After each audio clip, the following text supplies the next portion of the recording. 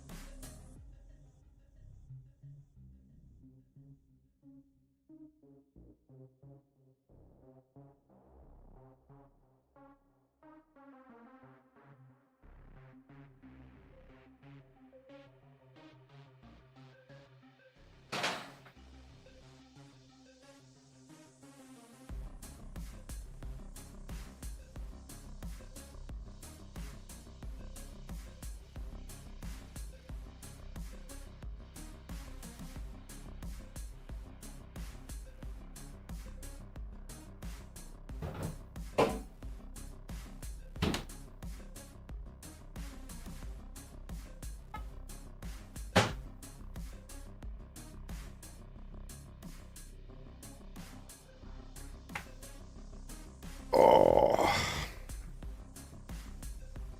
Hello again to all my friends.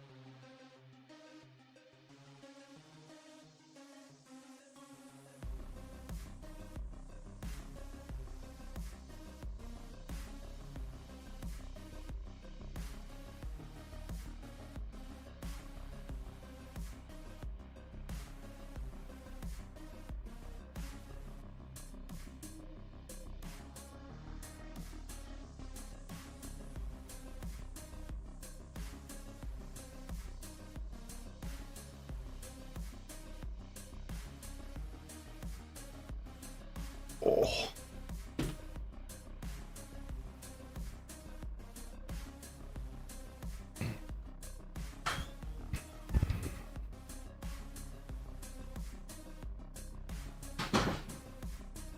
Hi. Not wearing black. Oh, I suppose not, eh? Weird, isn't it?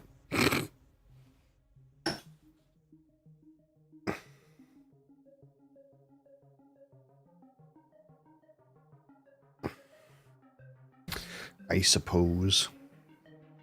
I suppose that's different. Why does this look like it's catching more of my monitor than it usually does? Is it normally like this?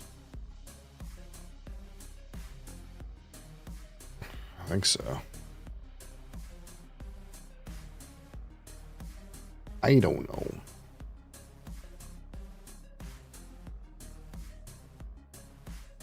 How are you, Mr. Beesneys?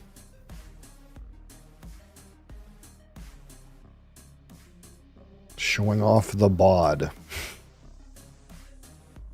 Right. It's been like pretty hot in here the past few days, and I was like, maybe I should just go topless. Maybe I'll get more views that way. It's not illegal if you're a man. It's perfectly allowed.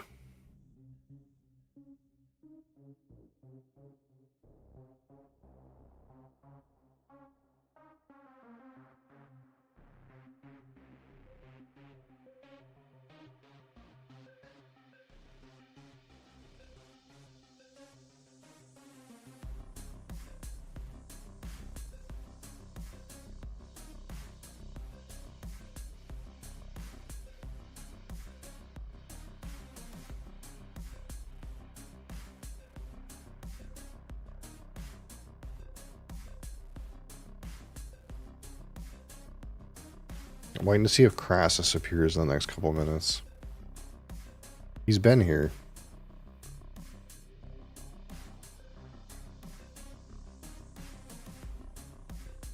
Gang.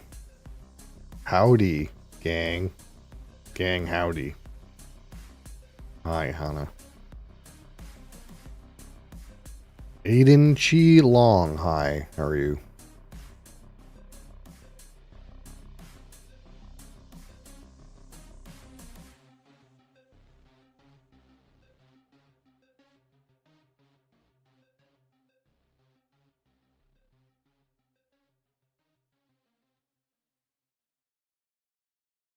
Gurpreet, how's it going?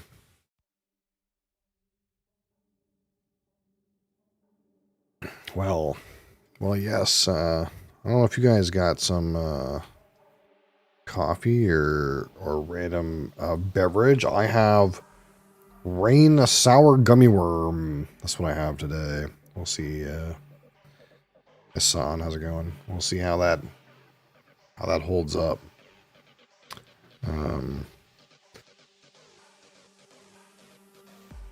I get the feeling these ones that have no sugar in them, it's gonna be rough. You know, it's gonna be rough. It's gonna be a rough time. The mid palate, back palate, I think is gonna suck. That's just how it's gonna be, you know. Because there's nothing to it. It just goes away. You have ice cream? Must be nice. Sir, how old am I? I'm a mysterious number between 18 and 50. I'll let you guess.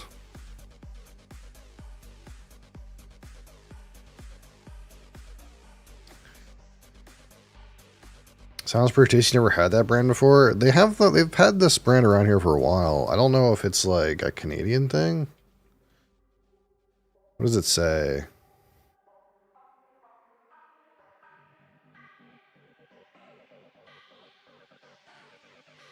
A product of Energy Beverages Canada Limited, whatever that means. It does have your standard 100 milligrams of caffeine, as is the maximum in Canada. Has some niacin and some B vitamins. However, there is no taurine in this particular option. 0. So, you know, maybe good, maybe bad. We typically prefer it has taurine, but there's no taurine in this particular one.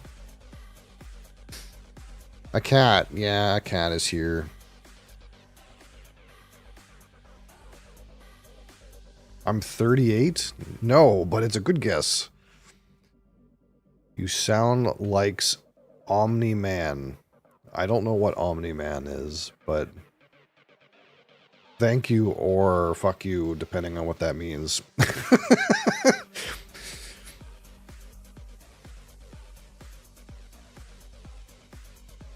Mosley's here. He is being a bit of a brat, but there he is.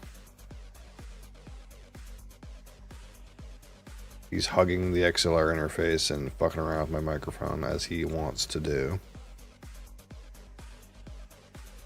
0 sugar? Yeah.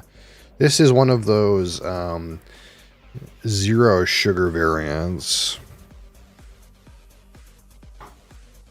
No sugar in here. Sad, very sad. We like sugar. Either way, yes, here we go.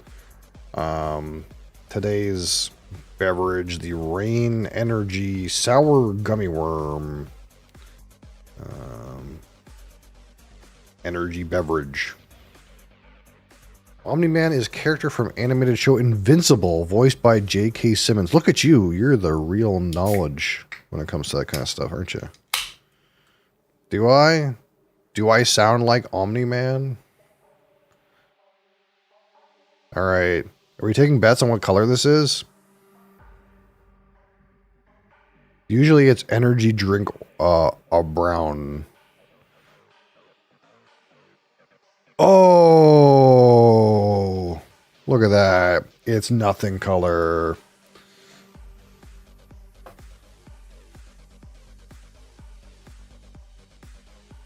I would do a poll, but I get the feeling that some people just know. Oh, come on, spin, you piece of shit. Here it goes. Look at that. Not the wine glass? You think this is for wine, brother? This is for whiskey. That being said, it's got like particles in it. It's not completely clear. It's like got some stuff in it. That's kind of odd. You know?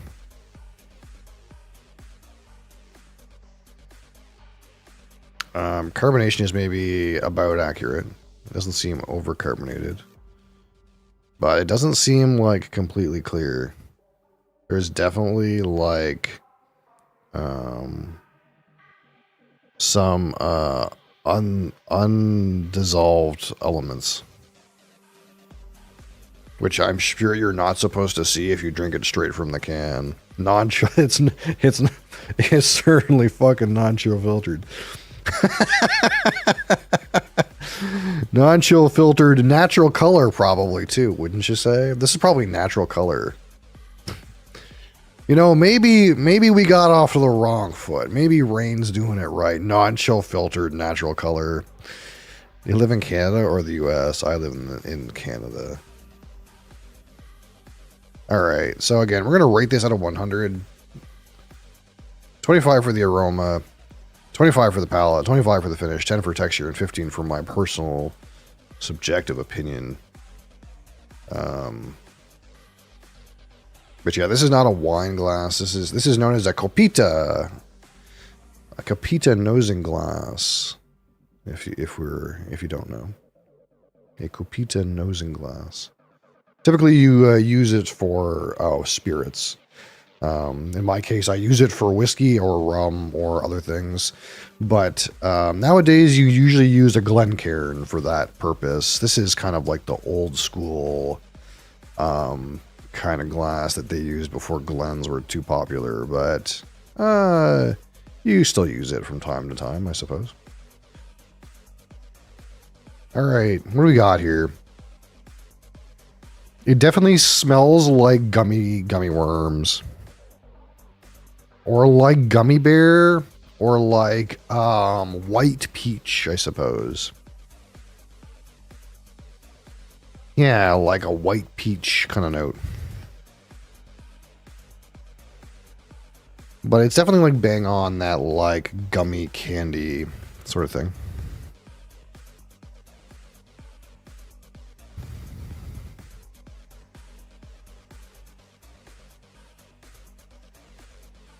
Are you playing Real Garden?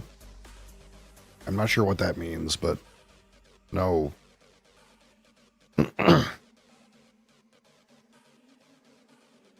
There is, I'm trying to like pick apart that like gummy worm flavor and see if there's like sub flavors, but it's mostly like that white peach kind of thing.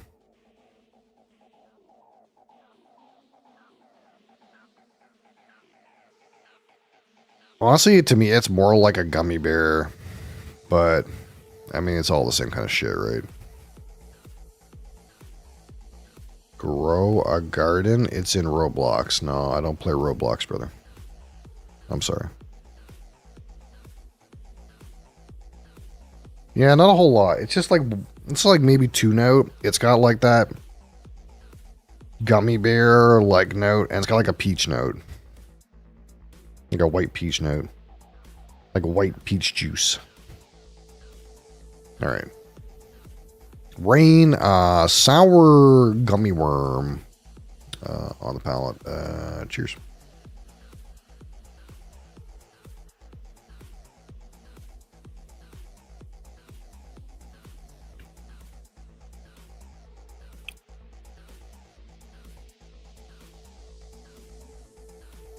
Carbonation is a little bit excessive. A little bit over what I would prefer, but not bad. There's a good staying power for this like one flavor though. This like I wouldn't call it sour gummy worm though. Like it's called sour gummy worm, but to me it's just like a gummy candy flavor, like almost like white gummy bears or something like that, like a peach gummy bear. Now, I kind of expected it to drop off right when it hit the mid palate, but it actually has some good staying power. And it's weird too. It's kind of like you get a certain amount of this like sweet white peach artificial gummy flavor right on the attack. And there's a bit of a dip in the mid palate and back palate, but then you get like a resurgence of that weird kind of flavor on the finish. And there's no like horrible sucralose kind of bitter note, kind of chemically note.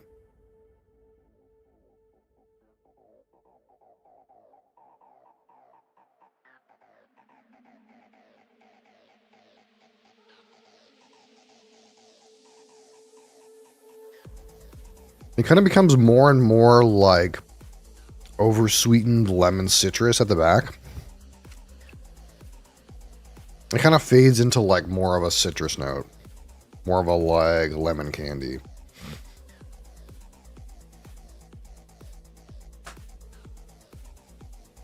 Eleanor with the bunny, welcome back. I'm still blood boiler with the cat.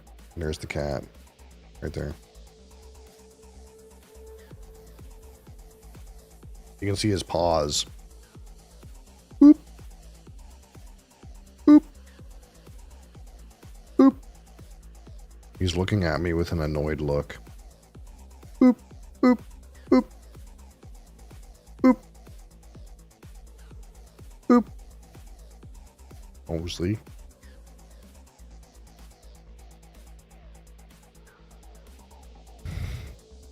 Man, I kind of like get a bit like into a lime on this. I think the more I think about this, the more it kind of like gets into like this citrus idea. Yeah, there's like a minor lime on the aroma at least. Like all I'm getting now is this kind of like limey thing.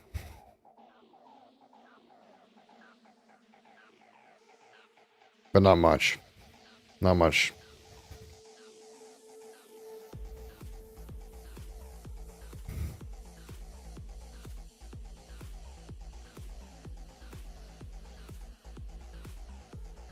Yeah, it's kind of like that sweet white peach gummy note, and it like develops into like over sweetened lemon,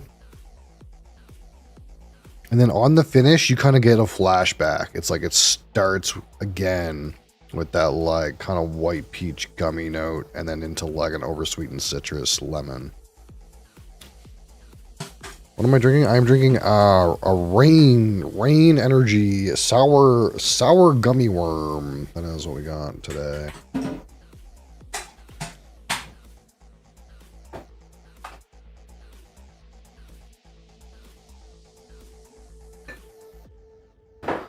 Smoke break. How's it going? I don't know. Yeah, probably why it's in a weird place. I don't know.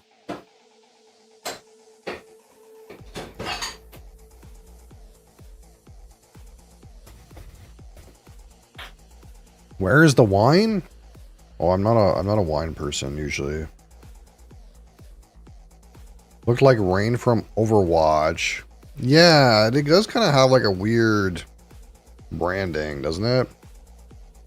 Like some kind of video game shit. But I don't think it's related at all.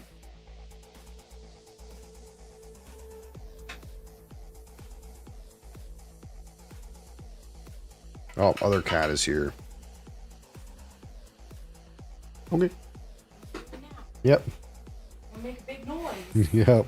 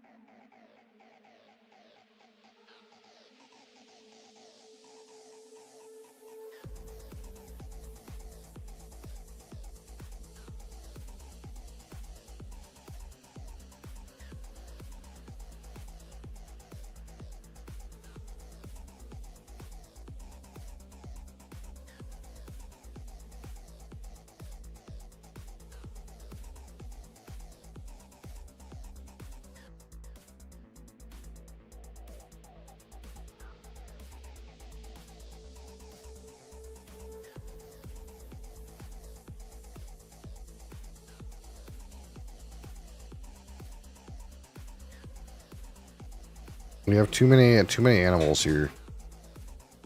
Oh. Hi. Oh, you're gonna leave now too. Okay. Sure.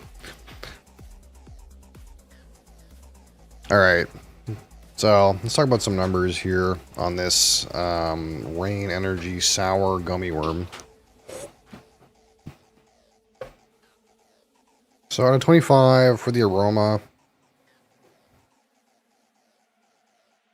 Has a couple of things, but actually at this point, it's kind of developed into nothing. I don't really get anything on it now. But at first you kind of got more of that kind of white peach gummy thing. And like a little bit of lime. But now it's like gone completely. I don't get anything right this second. So a couple notes. Started off strong, ended terrible. We'll give it a 13. A 13 for aroma. 13 out of 25.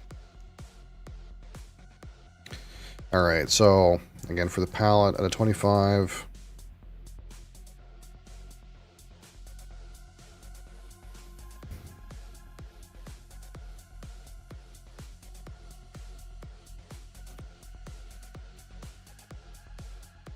Yeah, like white peach gummy into slightly oversweetened lemon thing.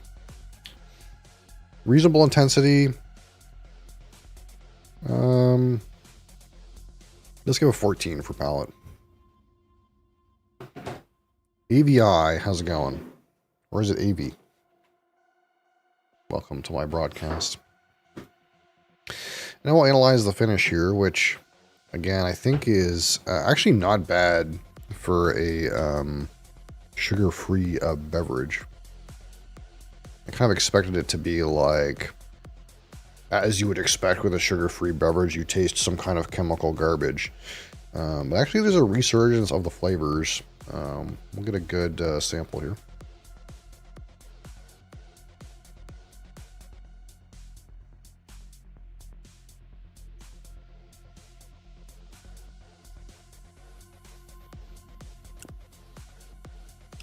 Again, that slightly sour white peach note into like a lemony note.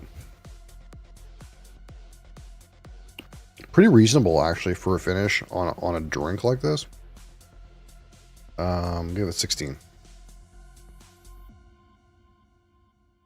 All right, so for texture, it's slightly overcarbonated. There's a little bit too much carbonation. There's a visual confusion where it does have undissolved particles. And I think, again, I don't think you can see them. Maybe you can, but can you see those little floaters?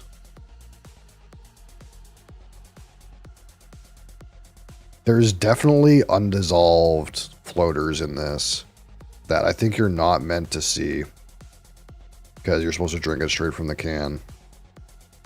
Cocaine, yeah, it could be some extra cocaine in there. That doesn't actually, like, you can't tell it's there when you drink it, but visually it's a little disturbing that there's floaters in it. Now, I don't know if this is in like every drink and they just use like E150 and color it so it doesn't look so bad, but or that you can't tell maybe if it's colored, but this one definitely has floaters that I can see, and I think it's just because it's not colored at all. Maybe.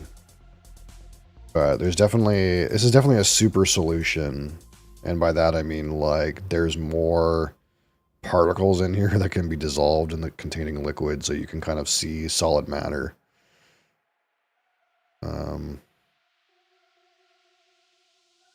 But that doesn't really necessarily impact the texture, because I can't tell, but it is kind of like almost like a visual texture, like turn off.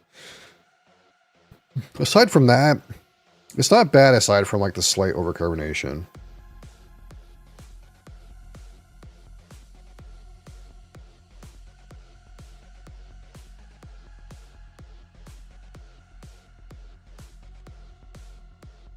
I'll give it a 5. I'm waiting for the beverage that really sells me on energy drink texture. I've had it on whiskey, but never on one of these. There's never been one of these where I'm like, man, the mouthfeel is so good. I haven't had that yet. And I'm holding out hope that it exists. Alright, so to 15, my personal subjective experience with this one Rain Sour Gummy Worm Energy. Actually not bad, especially if you enjoy this kind of like gummy candy. He's actually not bad. If you can believe it. There's no like funky wonky aftertaste up until this point. There's no funky wonky chemical flavor.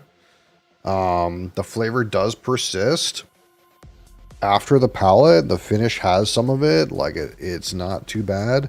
It doesn't persist throughout the whole palate.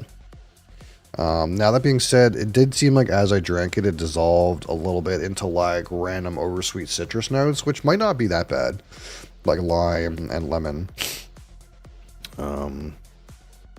So overall, you know, pretty decent flavor, especially for sugar-free. I kind of dig it. It's not my personal favorite like kind of flavor. Like, it's not the flavor I would pick, but if I imagine the drink that like is in this profile that has my favorite flavors for say whatever they would be, you know, it's not doing bad. I think the one thing that I don't like about it personally is there's no taurine in this thing. But again, we're not going to rate it based on that because everyone's personal preference when it comes to these energy cocktails is a little different. We're going to go exclusively on the flavor, and the flavor is not bad. Actually not bad. We'll give this an 8 out of 15 standout. A standout experience among what we've had so far. So, if we take these numbers, we go 13 and 14 and 16 and 5 and 8. We get 56. 56 out of 100. It's good. This is a good drink. This is 2 points shy of my original Red Bull rating, so I guess can't be too bad. Can't be too bad. But it's not quite good enough to meet the benchmark standard that is regular ass Red Bull. So, I mean, take with that what you will. Rain. What do we call this? Sour Gummy Worm. Boom.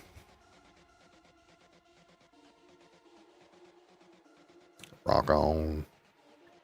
Hold this here. I can put this back on microphone. Rock on.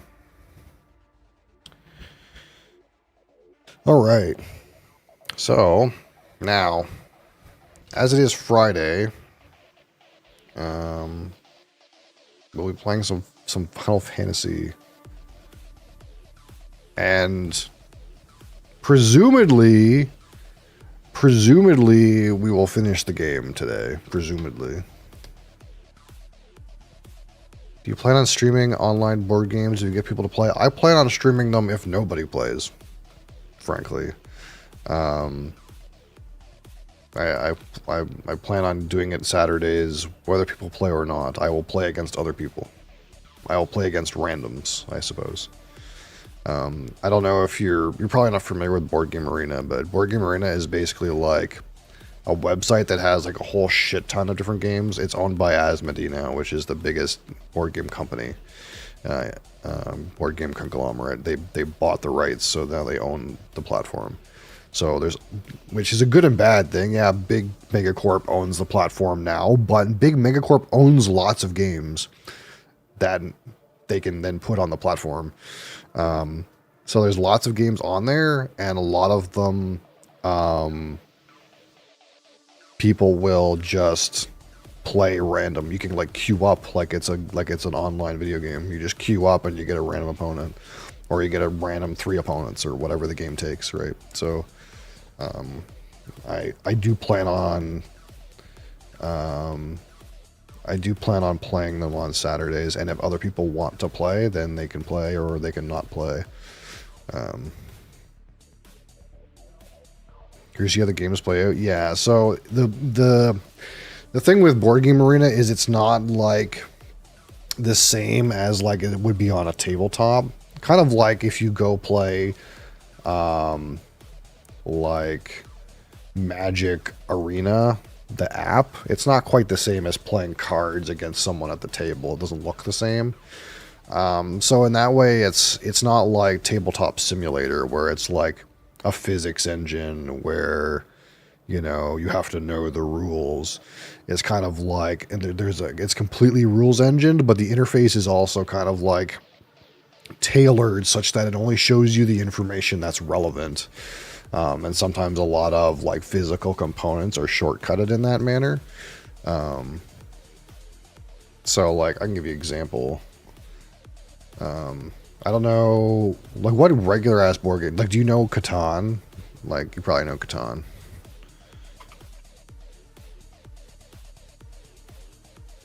Or any of those kinds of games. Was really, but this is the platform. Play no board games. Oh, I see.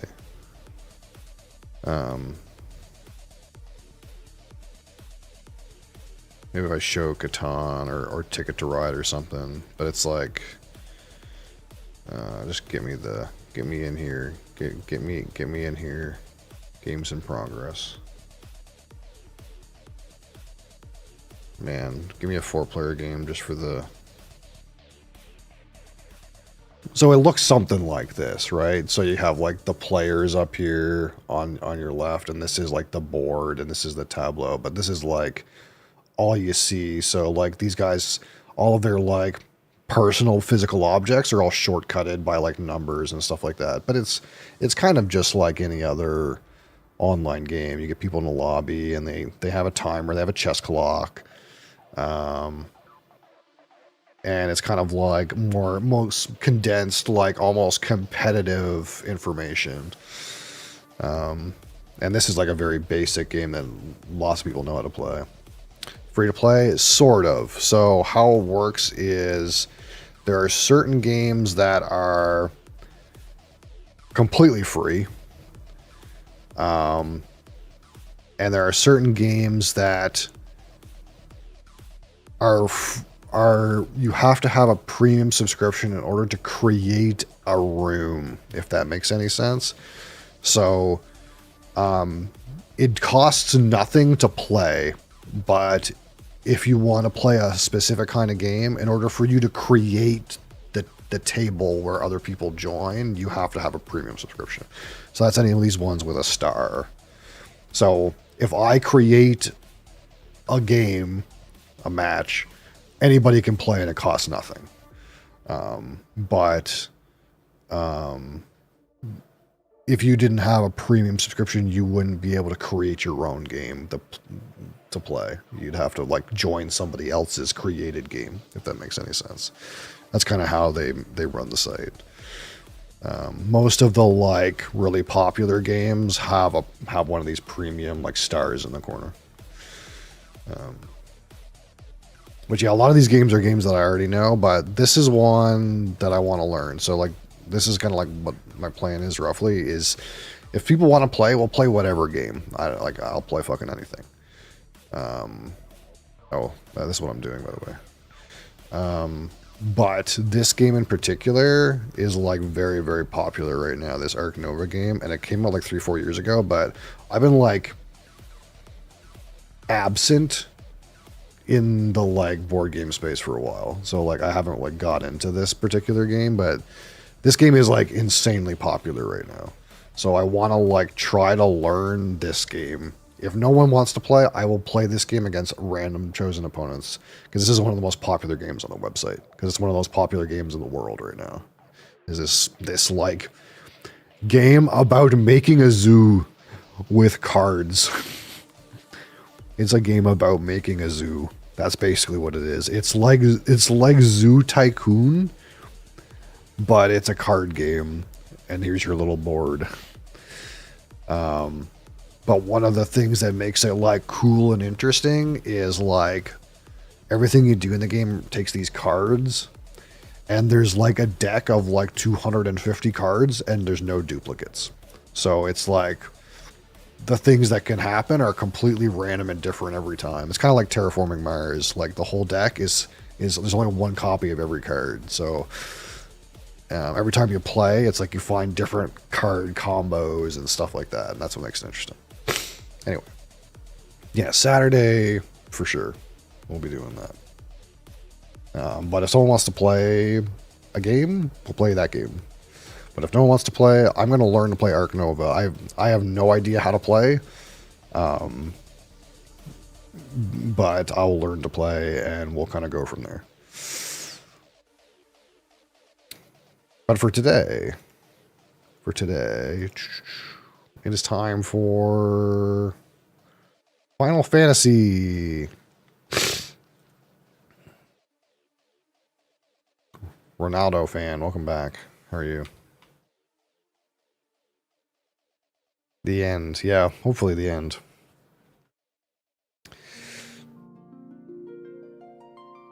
But yeah, if it's not obvious, like I'm a turbo board game nerd. I got all kinds of board games. Like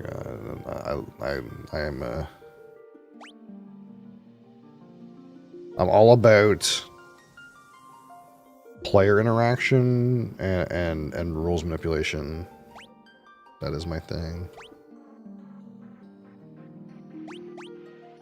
Oh, we gotta shift window this. And we gotta turn this fucking music off.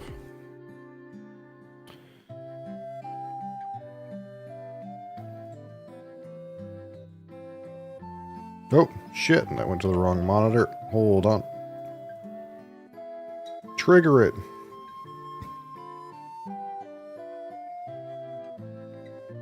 Alright.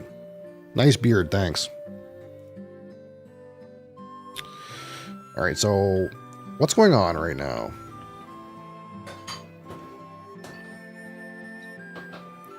Take a cert on SharePoint site.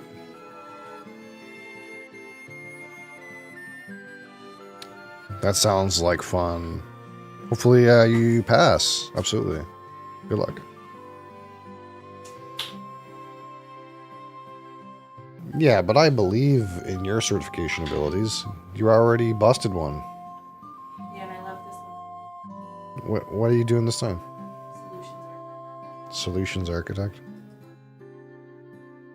I haven't even looked at the first material. Yeah, I don't remember you even telling me about it, so... I know you were supposed to do one, but I don't think you ever told me. They made a mistake and told me I had the whole year to get it done, so I wouldn't do it in the last month. Why can't I open the menu? What's happening? The game's being weird, friends. I'm gonna have to restart the game. It's not letting me, like, open the menu and, like, stuff like that. Like, open the, like, the fucking inventory and stuff. Oh, I gotta change the fuck shit, too. Hold on. I'm all out of sorts. We'll solve it.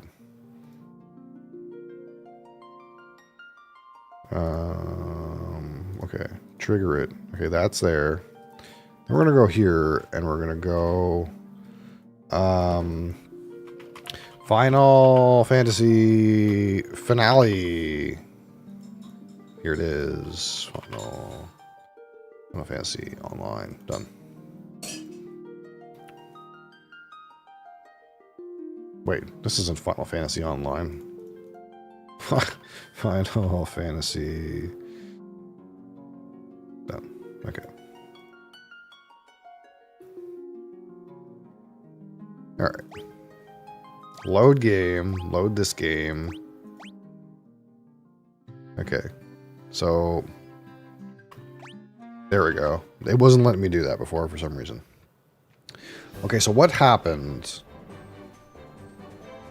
just recently?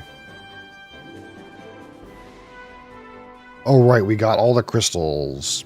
And I went here to go to the, like, the wizards over here who told me like, hey, when you get all the crystals, come back over here. So I was like, okay. But I know the like center of the world or whatever is like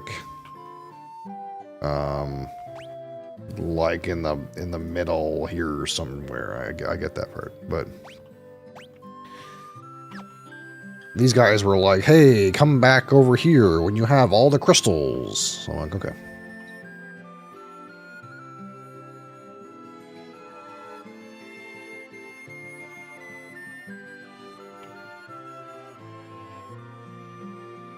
The 4 crystals shine once again. The combined power of that light is the only means of breaking through the wall of time. The architect of this disaster is beyond that wall, 2,000 years in the past. Okay. You have no memory of this, but you wandered into this land. Time flowed properly for you, but that flow of time has become warped for you now, in this time.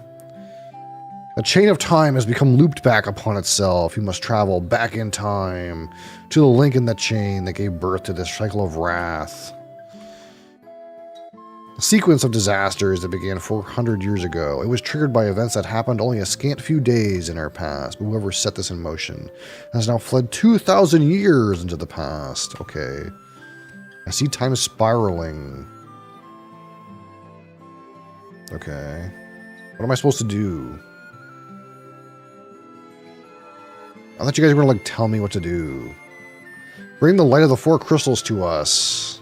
Yeah, I did that.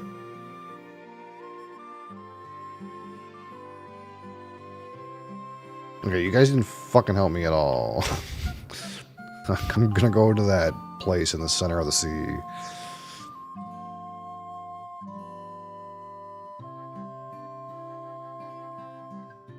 They were like, hey, come back here when you've got the light of the crystals. And I was like, okay. And then they were like, haha, now the guy's in the past, idiot.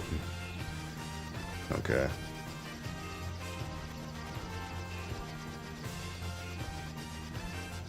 It's like around here somewhere.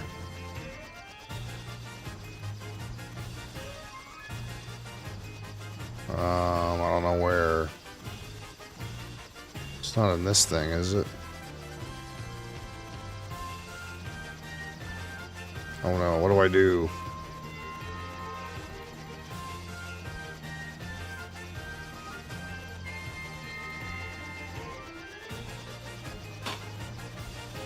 It was supposed to be like right here somewhere. I don't see anything happening.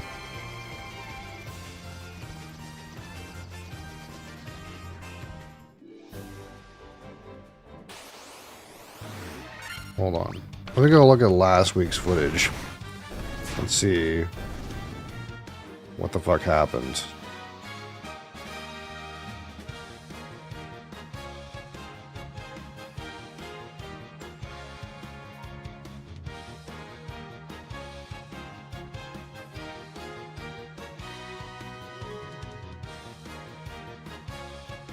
What happened last week?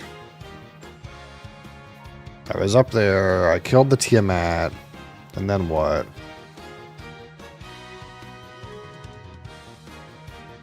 And then I came over here to talk to those guys.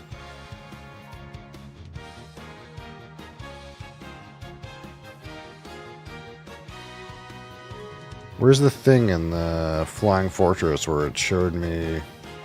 Hold on, just chill.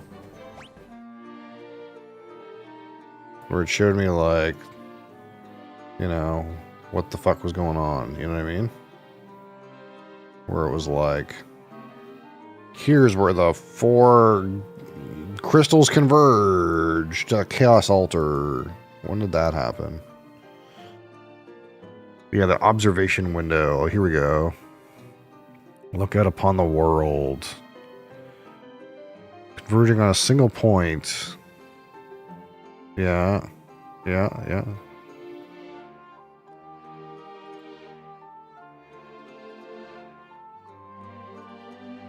It's like...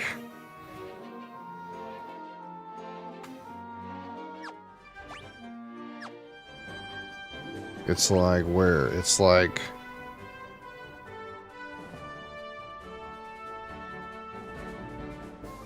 It's like right where I am. It's like right here.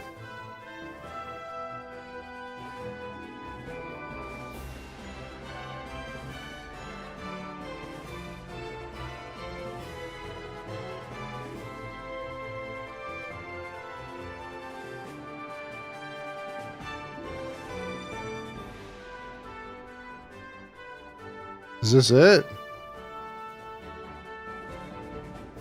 Is it in here? Is it in this building? I don't know. Why does the game seem so loud?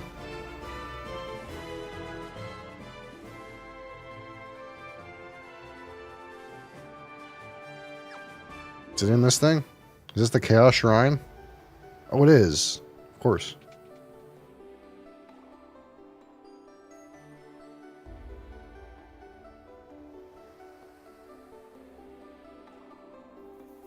This was just at the very start of the game, and I forgot about this being called that. You focus the light of the 4 shining crystals, fire, earth, water, and wind, on the black crystal. The flow of time surges, and space begins to warp. Just one step forward, and you'll travel back 2,000 years in time. Okay.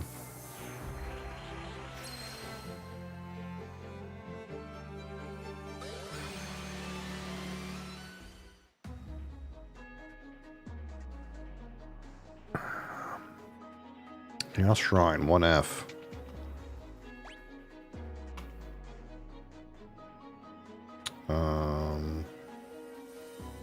There's a down, and an up, and an up, and a down. No, go over here. Preemptive strike, a purple worm appears.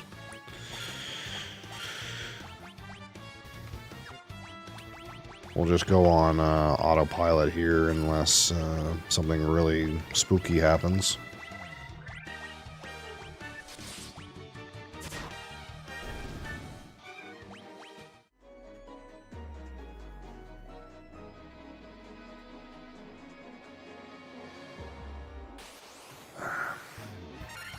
Another purple worm, oh no.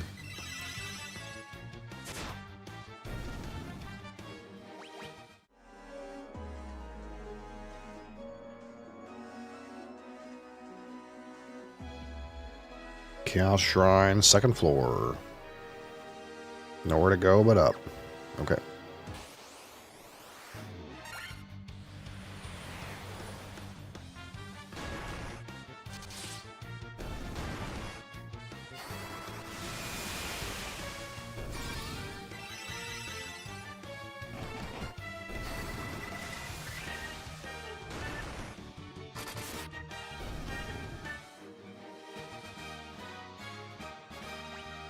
Boom, boom, boom, boom, boom.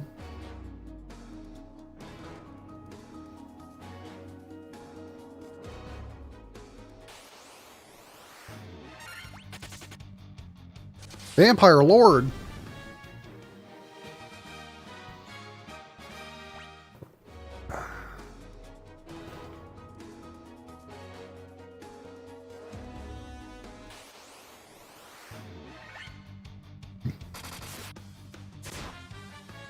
These guys are kind of thick, dude.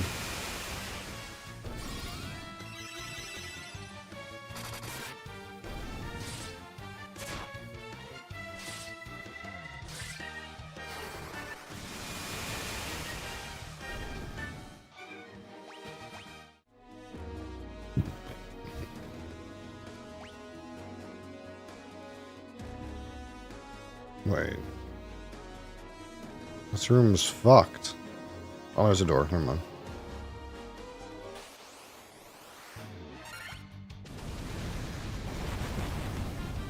Rude.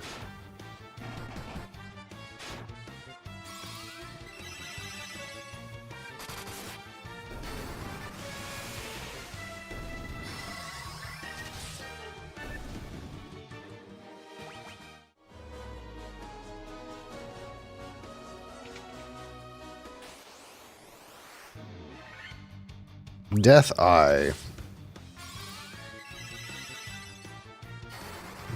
Well, if this is like in like the other evil eye, I'm not that worried, you know. Yeah.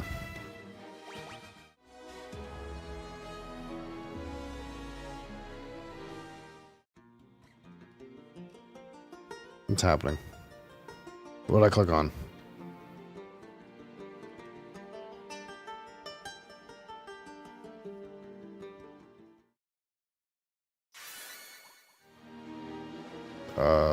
Okay. Dry either.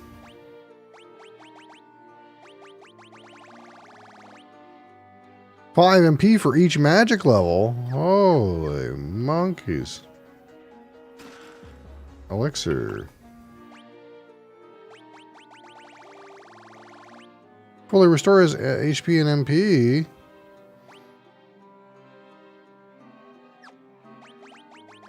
Is there a boss right here? Is that what's going on?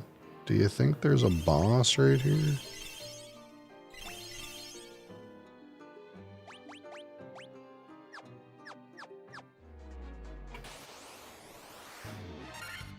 Green dragon.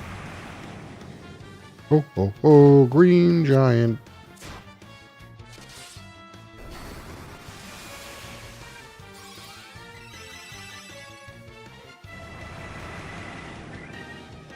That kind of hurts.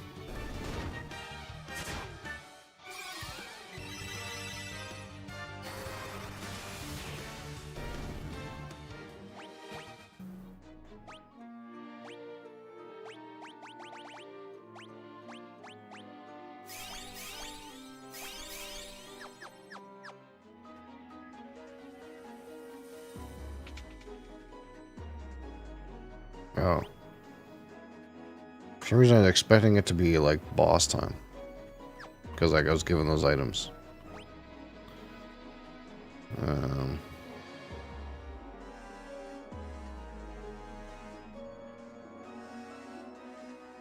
I guess all we can do is go up there.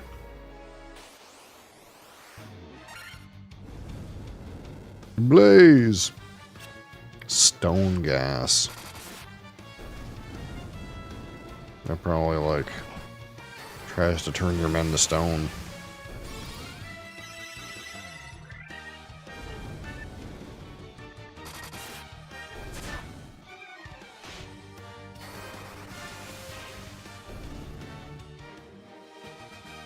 Big XP though, holy.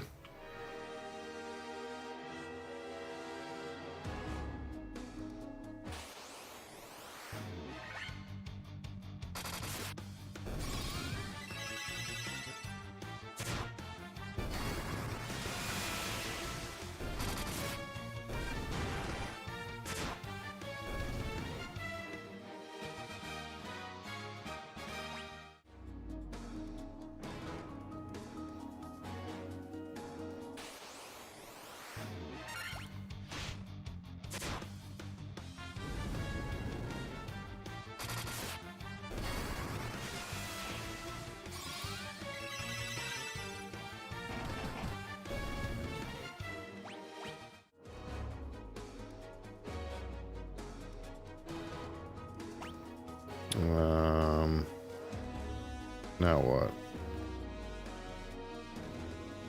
Oh, could I never go over there before? I guess not. So I guess I can go over there now.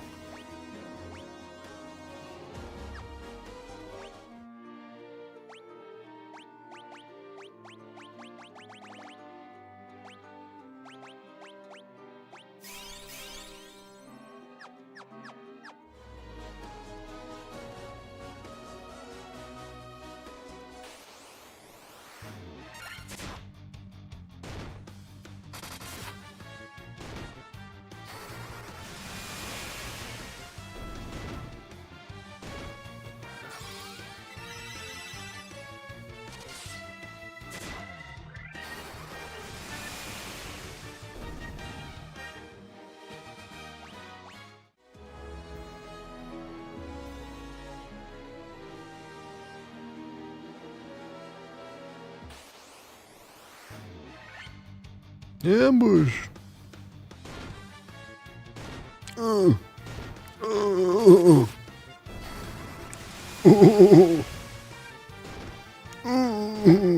God. I still haven't quite figured out what this monster is.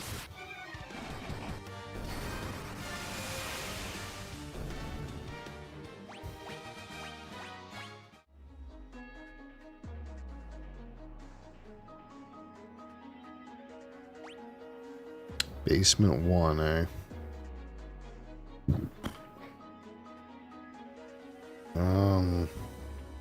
Gotta run all the way around to the corner. Gross, dude.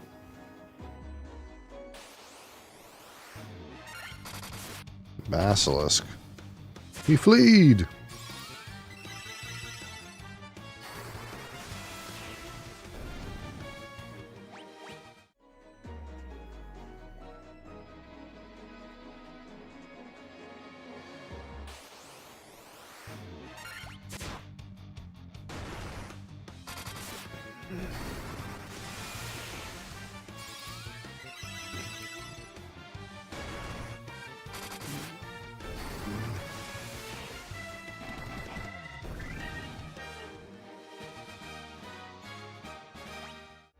Ba, ba, ba, ba, ba, ba, ba, ba, ba.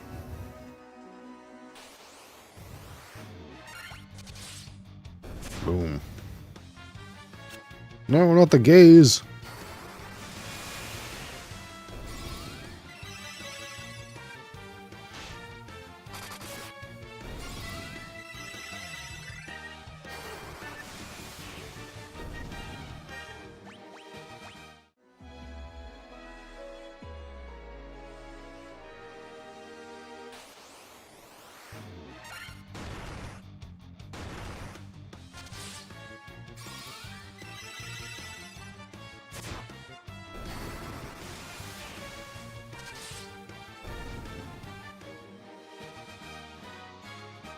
"4K ultra wide at 21.9. Can this team beat Hades?" I'm not sure what you're saying, brother, but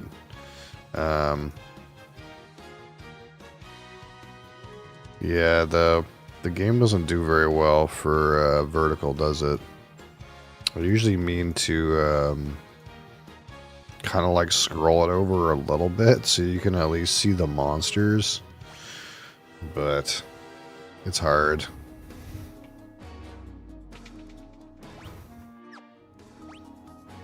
Anything in here? There's some thrones.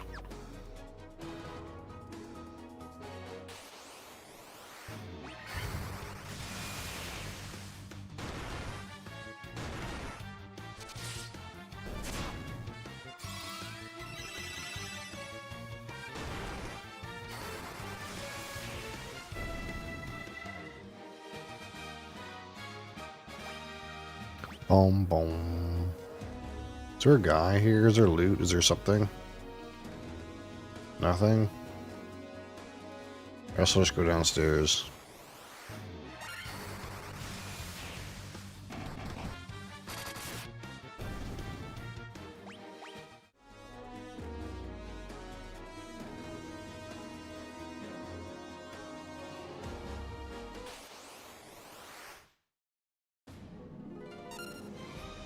Oh, the Lich. The Lich is back! The Lich! The Lich!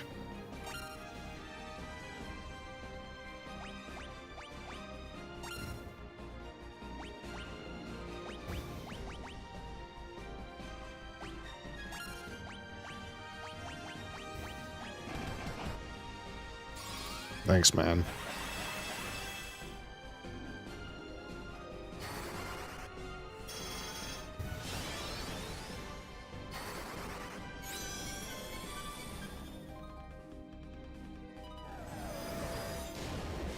Flare. That did a lot of damage.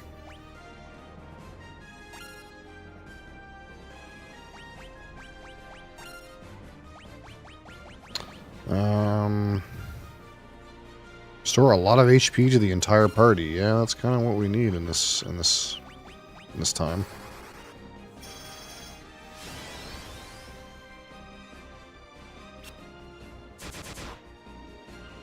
17? What the frick?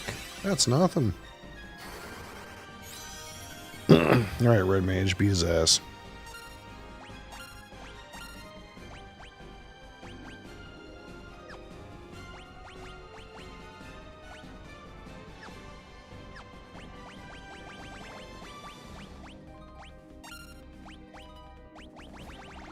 Blizzaga. 270.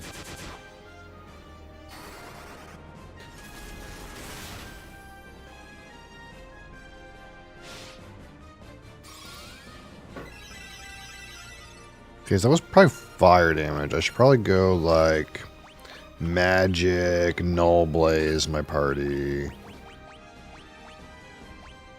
Let's try Thundaga.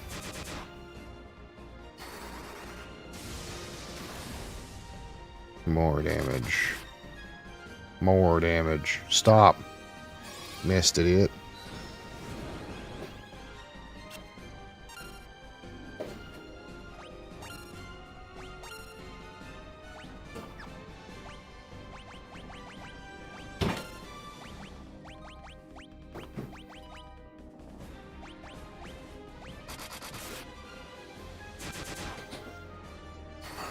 Man, my monk is real shit. To be honest.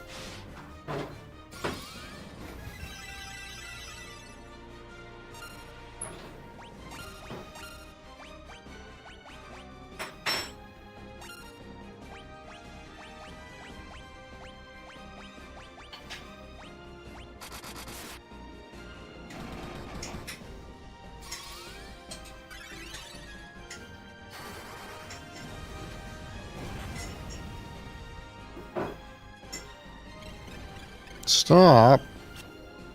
Rude.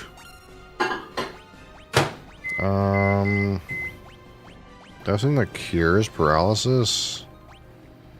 I guess Remedy does.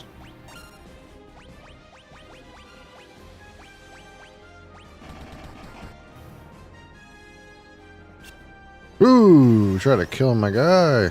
Rude. Got him.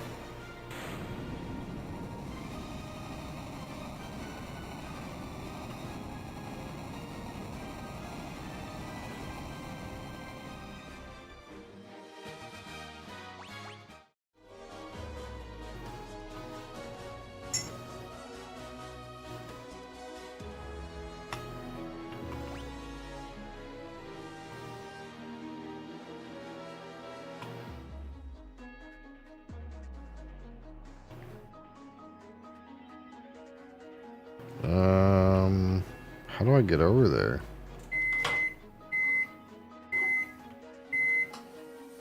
Through these doors. Oh, there's a door up there.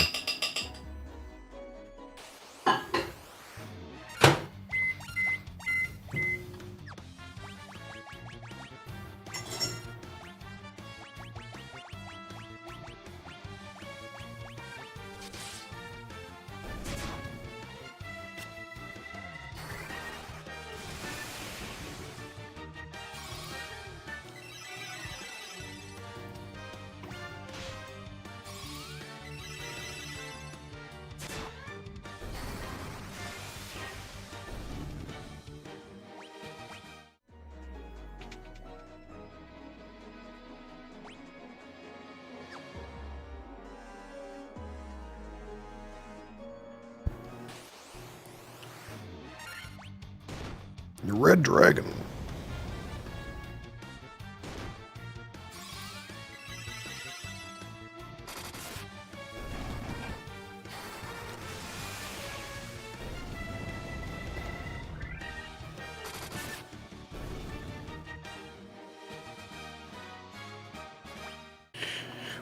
Boom, boom. Now what? I'll go through that door down there.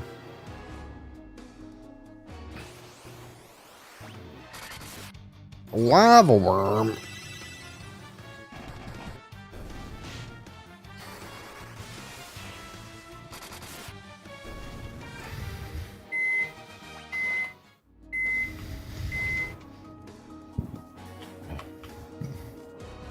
All right, ready? Let's go.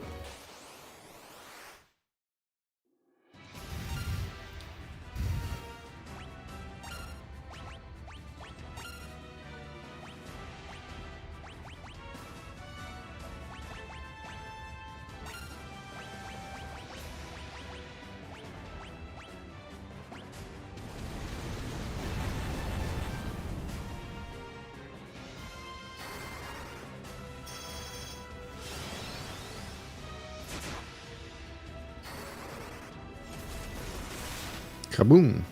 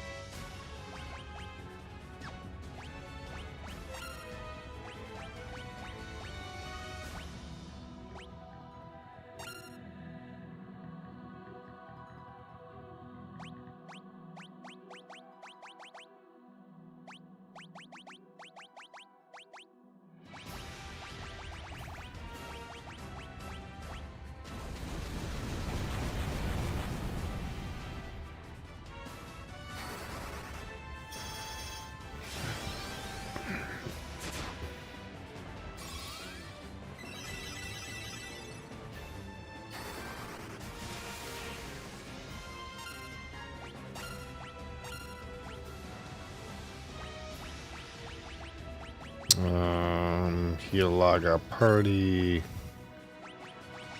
I need to get some haste out.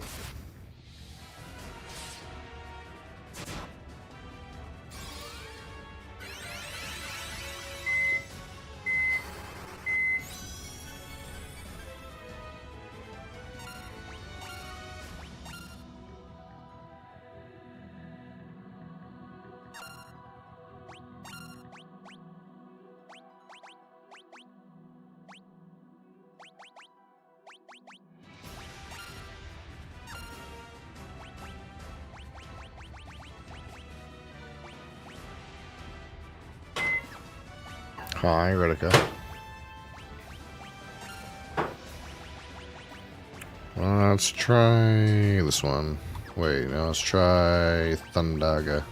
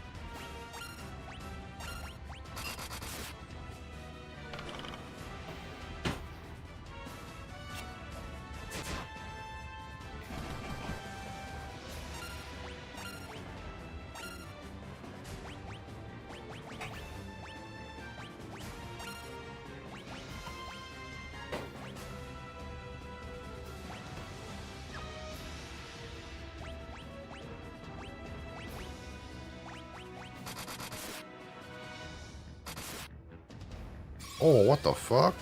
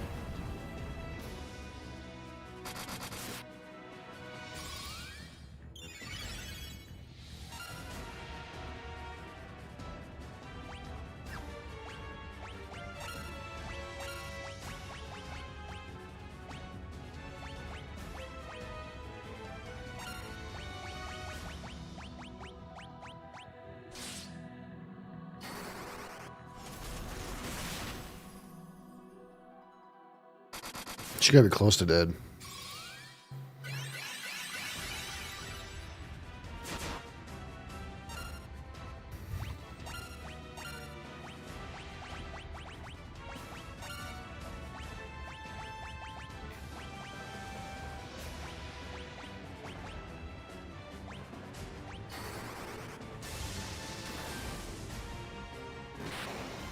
There we go.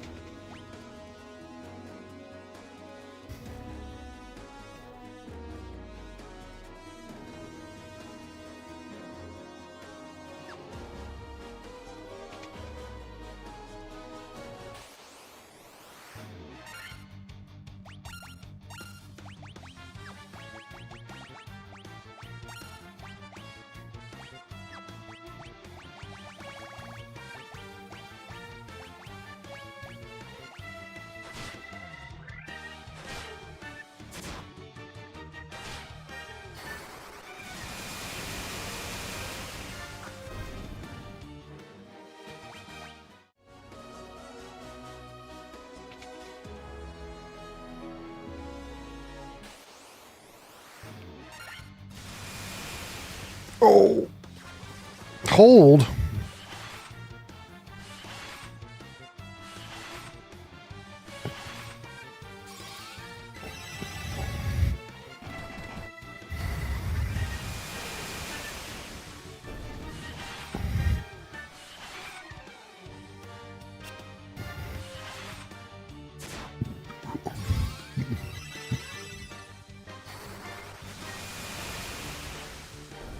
Kaboom.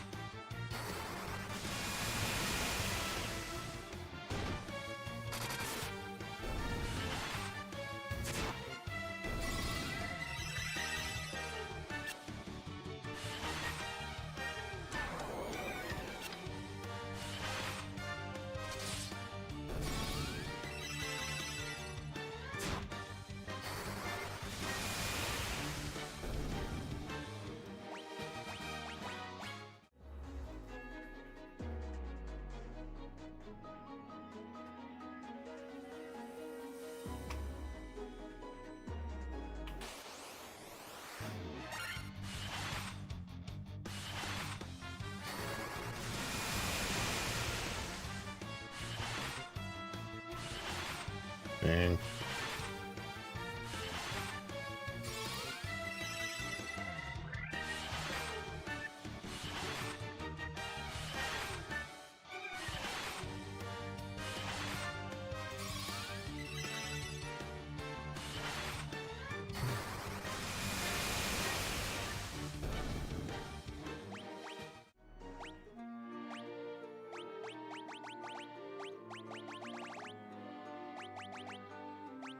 I guess we bought a crap ton of these.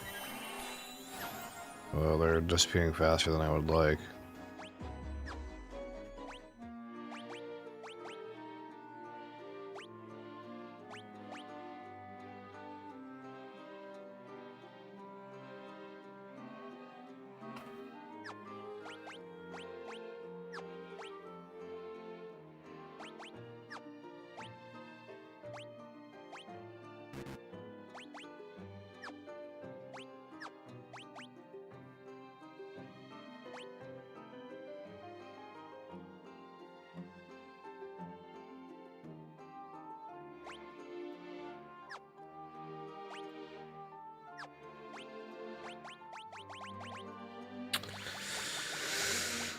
Okay. Magic.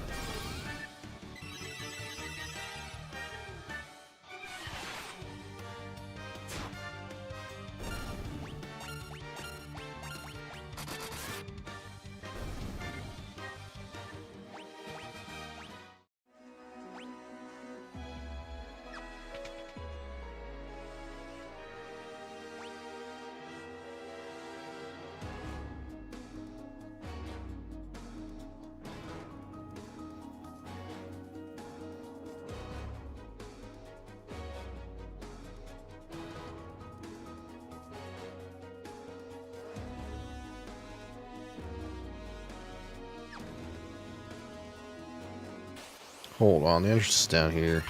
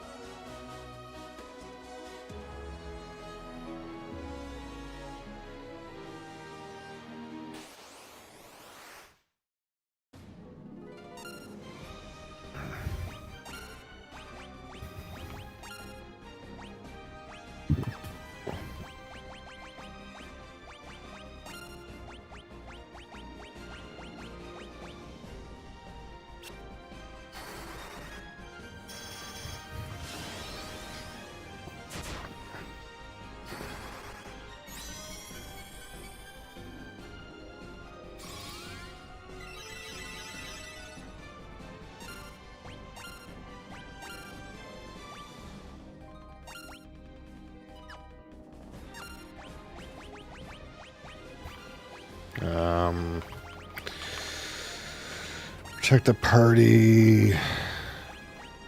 Cast blizzard spell.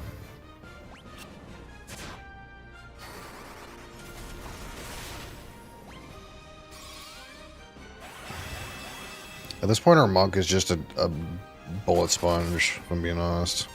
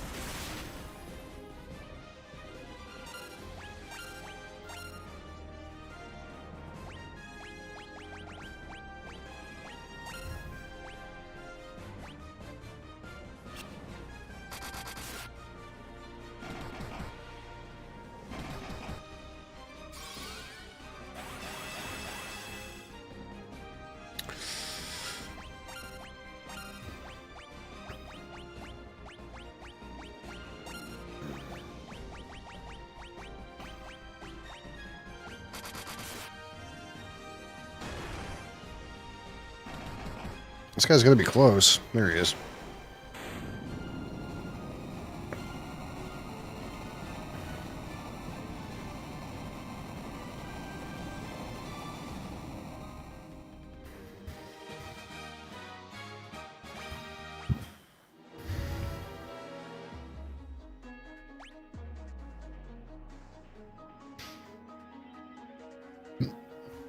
Wow. What a debate.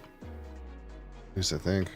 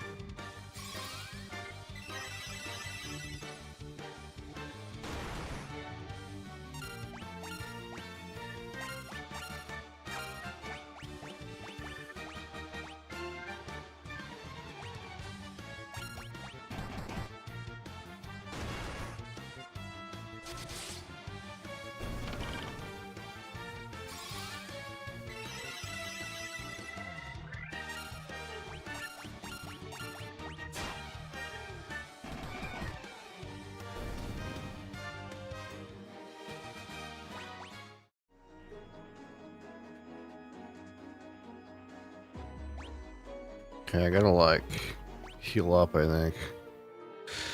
Do I have much random heals left? I got ethers.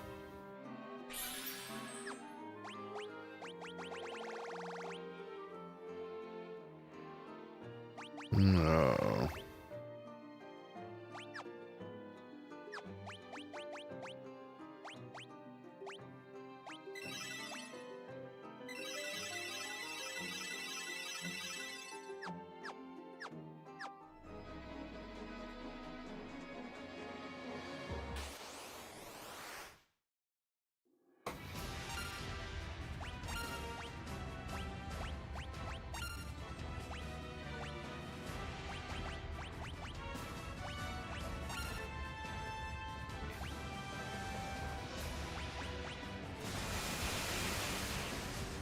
What did I just do? I accidentally just echo grassed. I'm falling asleep.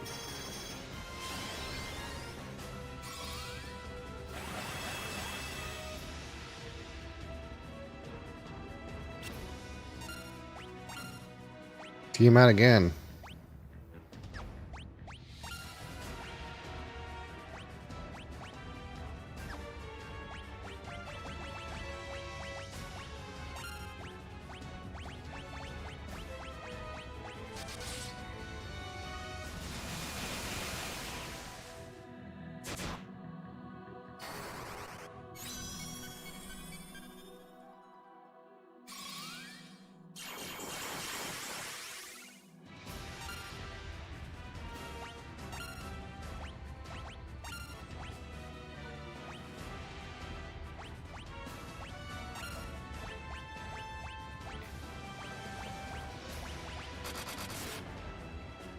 Fucking misclicked.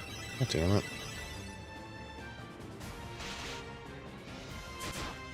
Crassus.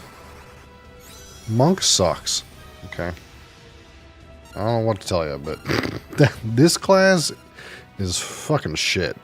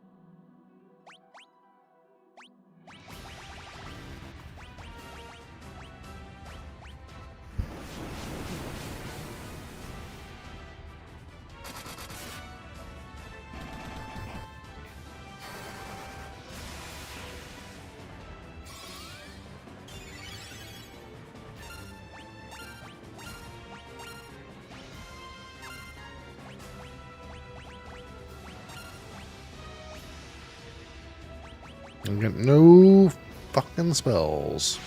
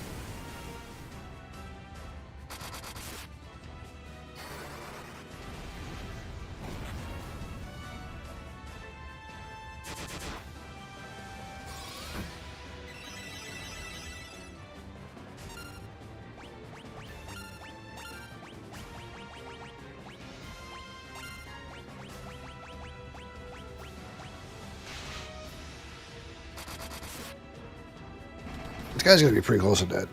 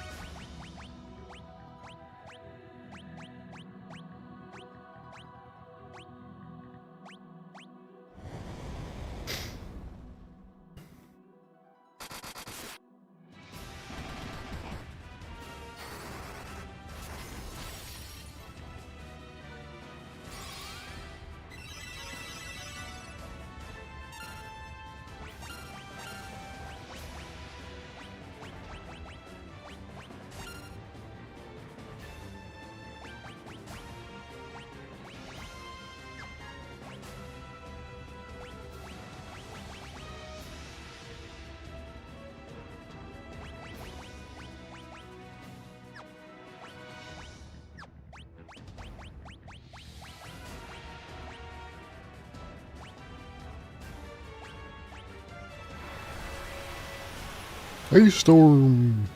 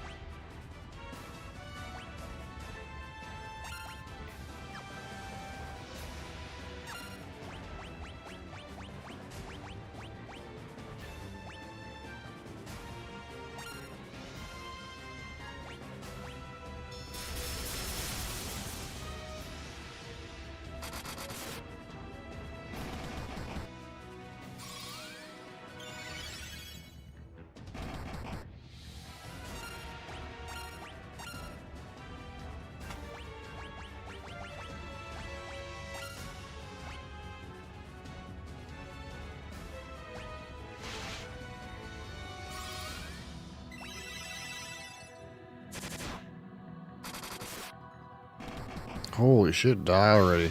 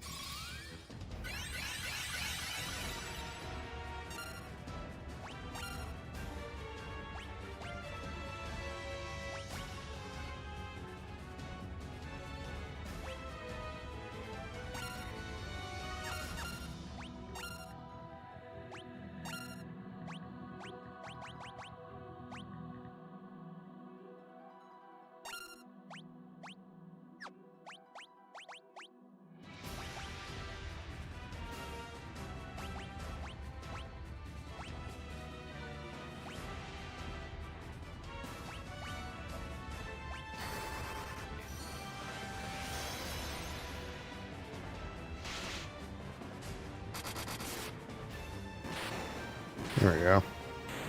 Even though that was totally scuffed because I kept clicking on the wrong thing because I'm freaking falling asleep. Classic sleepy gameplay. Sleepy Joe gameplay. Alright, now what?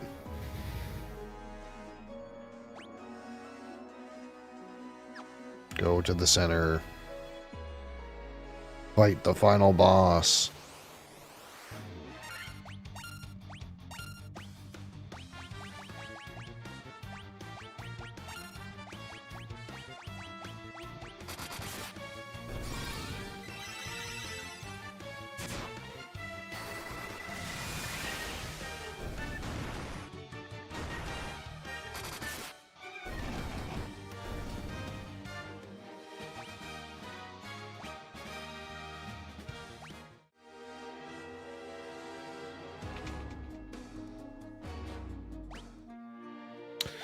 Okay.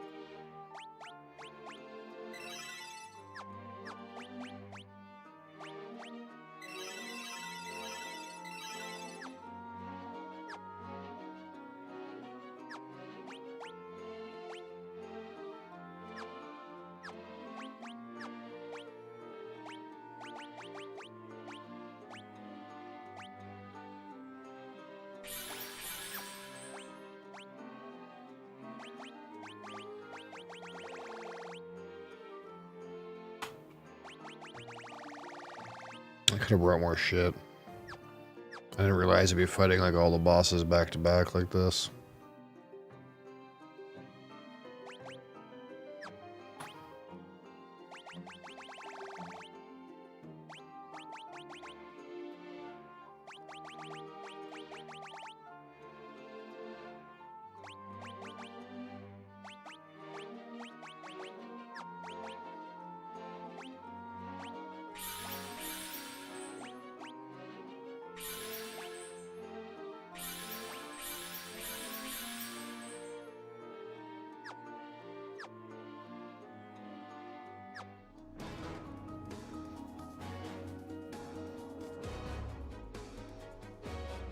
Do you remember me? I was once the most renowned knight of Cornelia.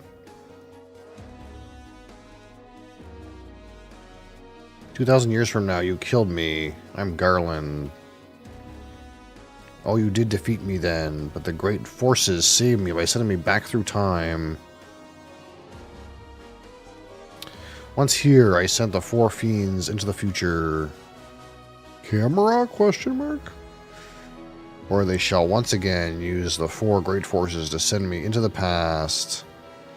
In 2,000 years, I'll remember none of this.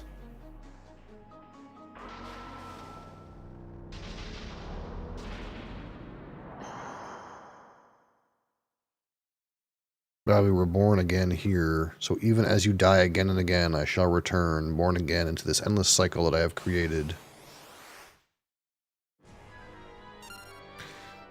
Chaos.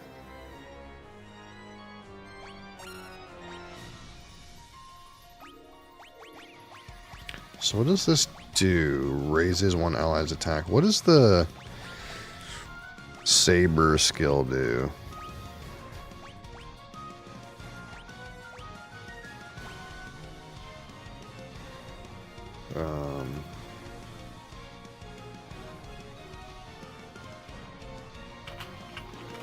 What does this skill do again?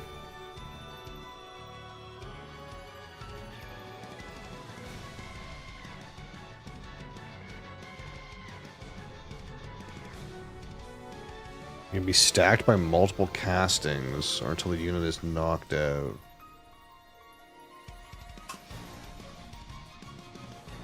Wait, you can stack it? Hold on.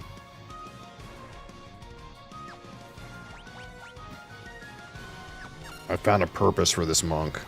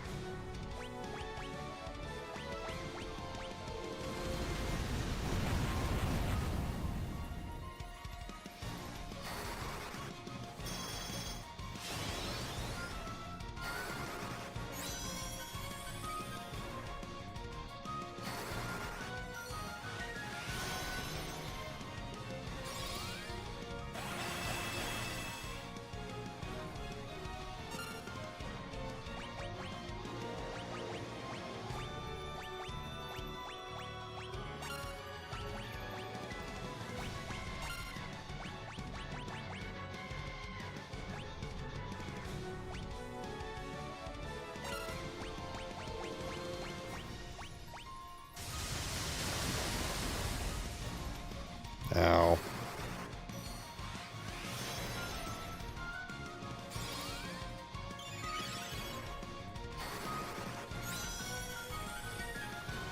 That's kind of annoying.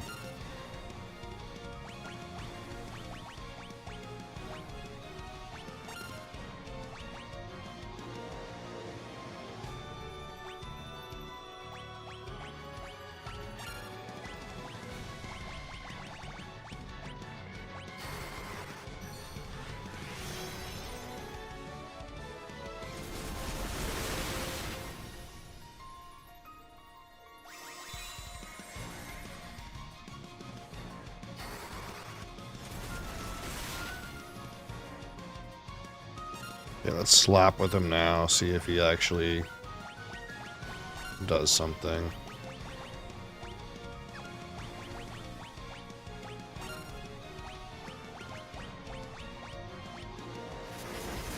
Oh my god, that's fucking annoying. Oh!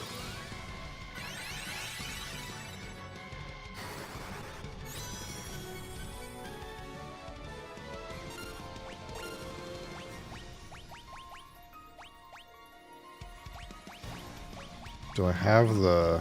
Oh, that's kind of awkward. Well...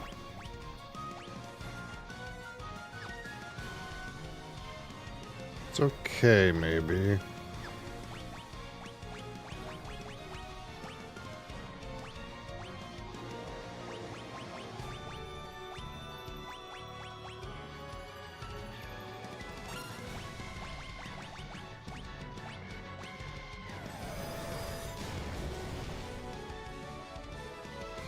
What the fuck? Okay, this is gonna have to be a redo. We're actually just dead.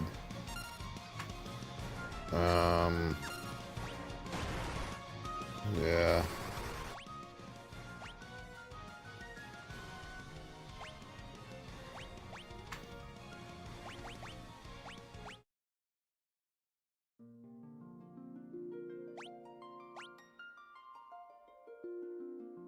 Oh, are you fucking me? I gotta restart the whole thing? Shit. Okay, so I gotta bring way more consumables than I thought. um...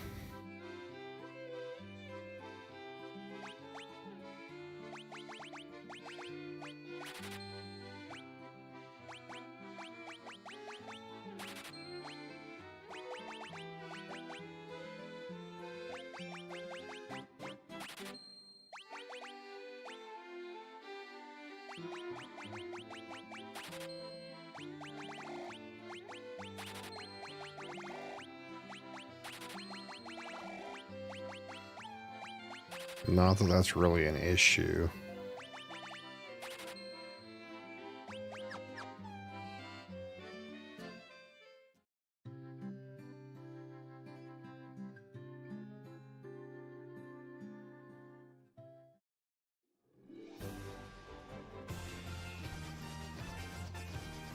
I also have to, like, go and train some spells, I think. If I can.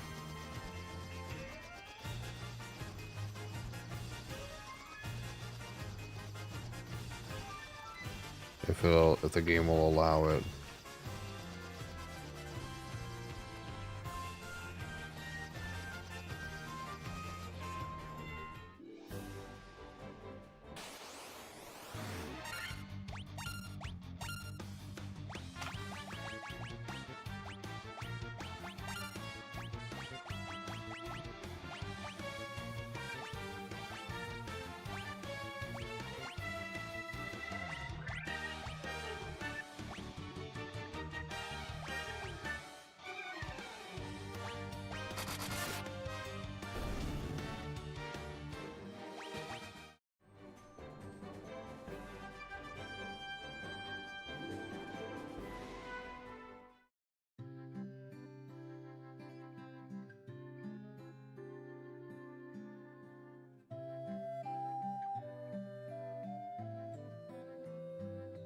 Yeah, there's no way for me to show the whole the whole screen in vertical, man. I'm sorry. So either I can show you the enemies or I can show you my party. So I figured you probably would rather see the enemies. I don't know.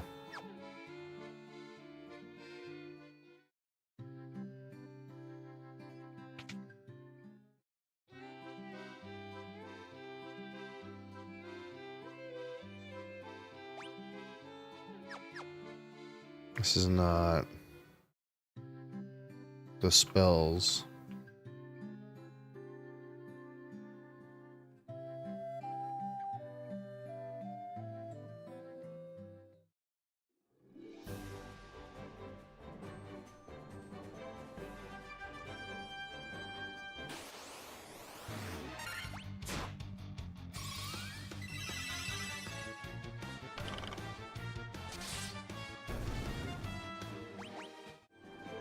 Does temper stack?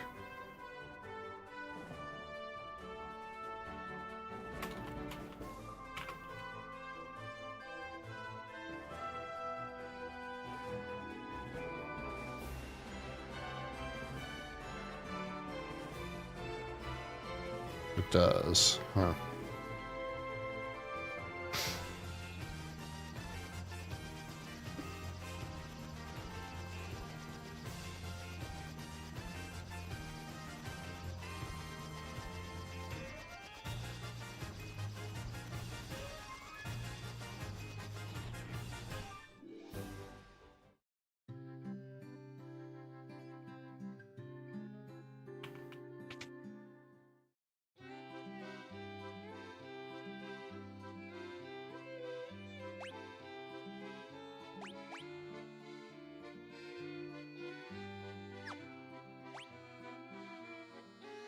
I don't understand why I can't learn this.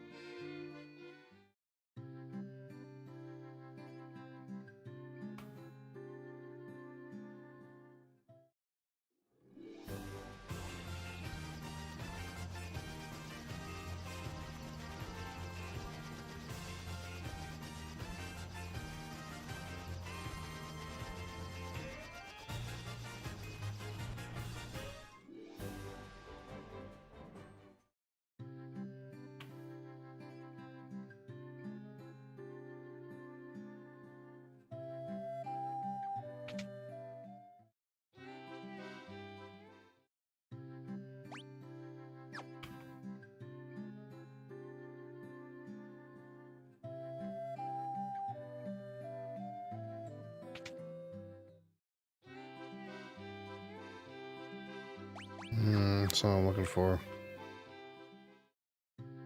I'm looking for temper.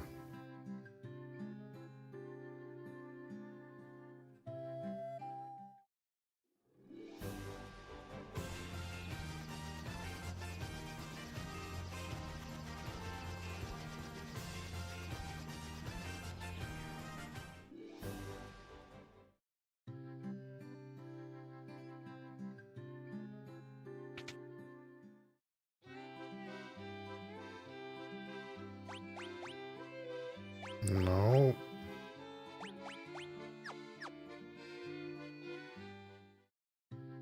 Is this the one with 2?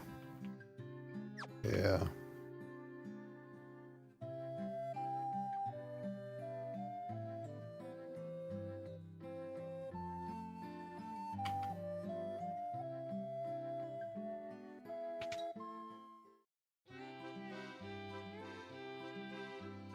No.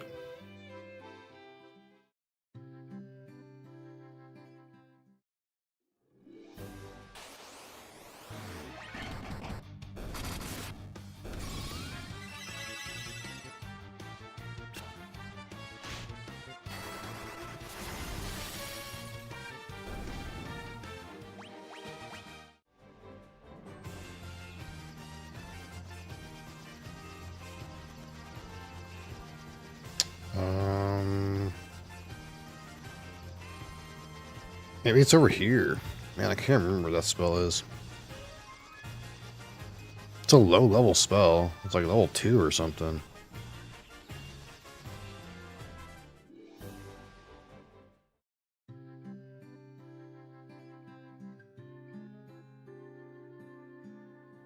I kind of just didn't realize I would want it.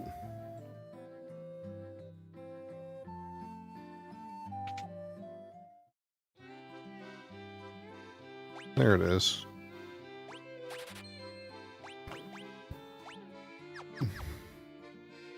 Okay.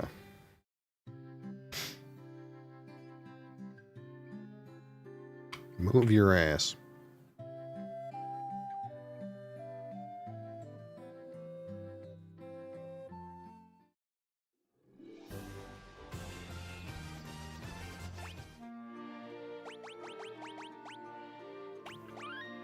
Okay, so next time I'm gonna remember to save the fucking game.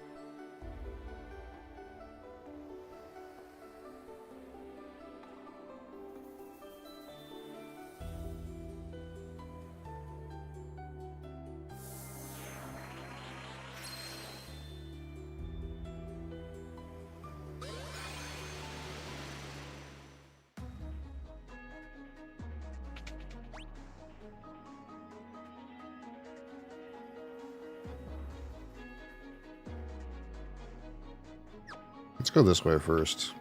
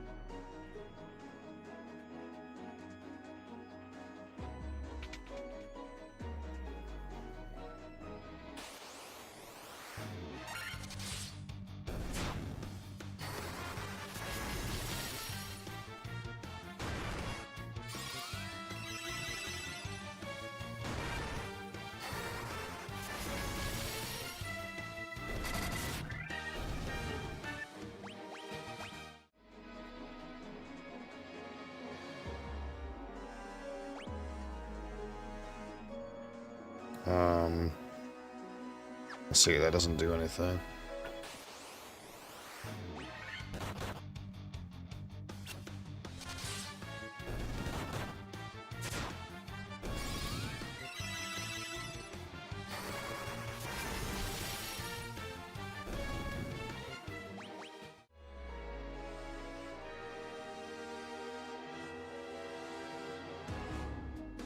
Oops.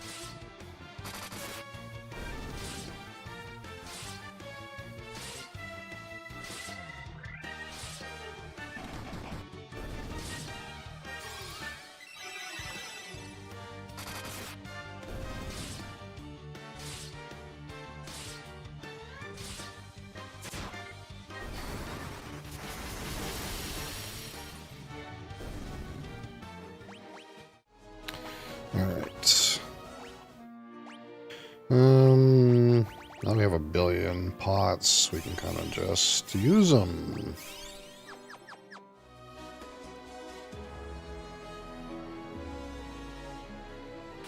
Right.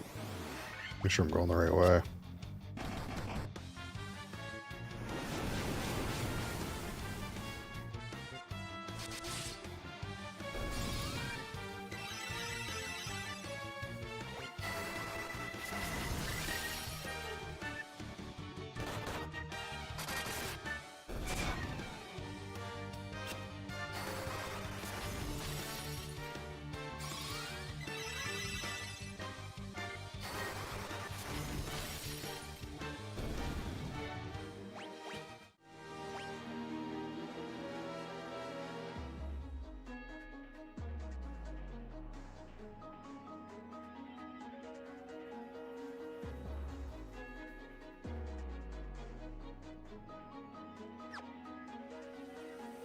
It's a longer way, but oh well.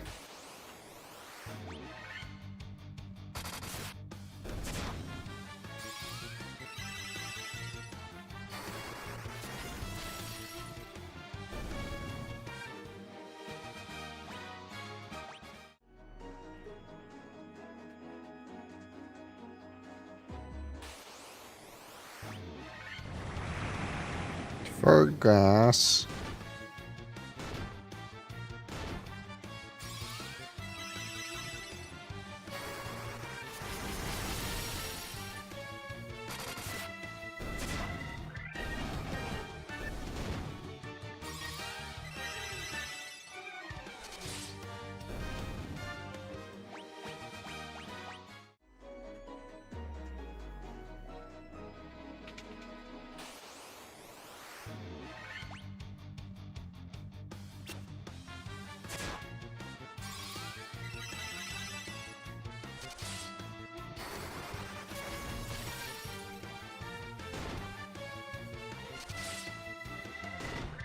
Rude. Rude eyeball. Shit, let's get these things first.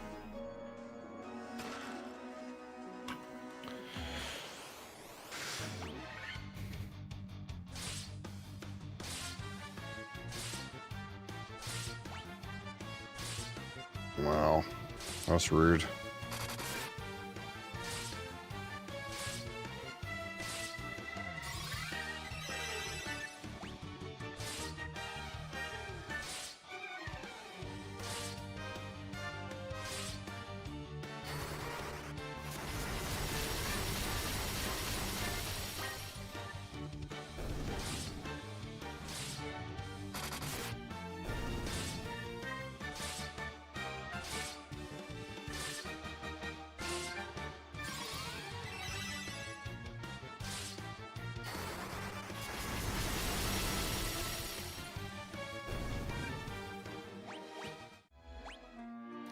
Rude.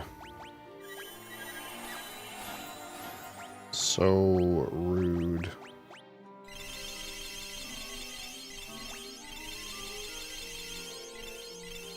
That's why we bought those, I guess.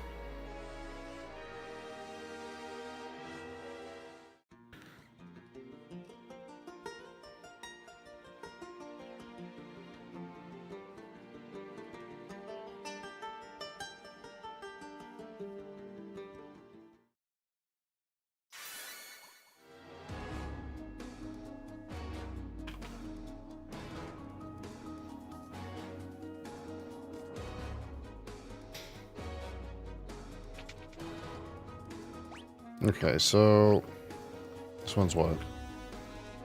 In which corner? This corner?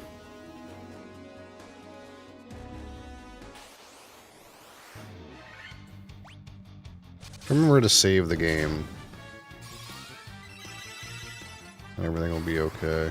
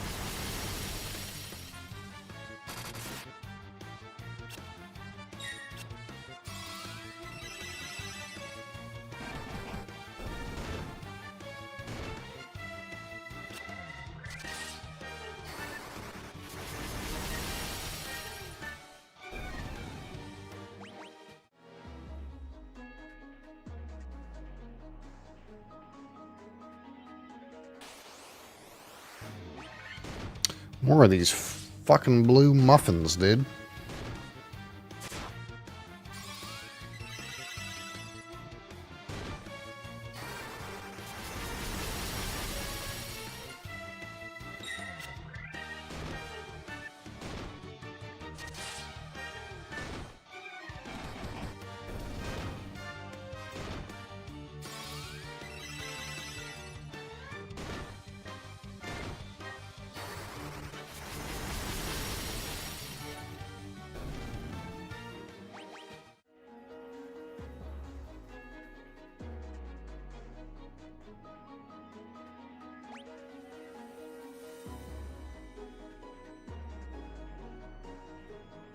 Oh. I'm gonna slog.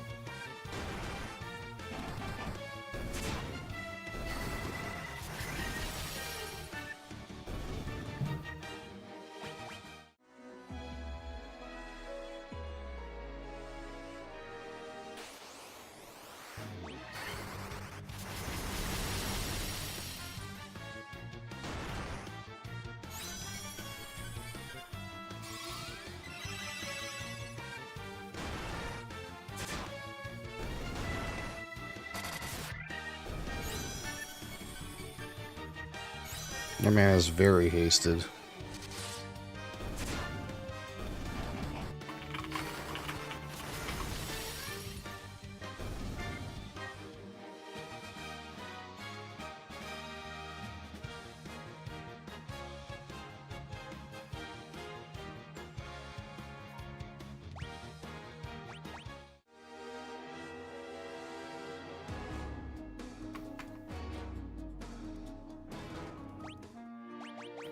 Save the game. Yes, I would like to save the game. Okay.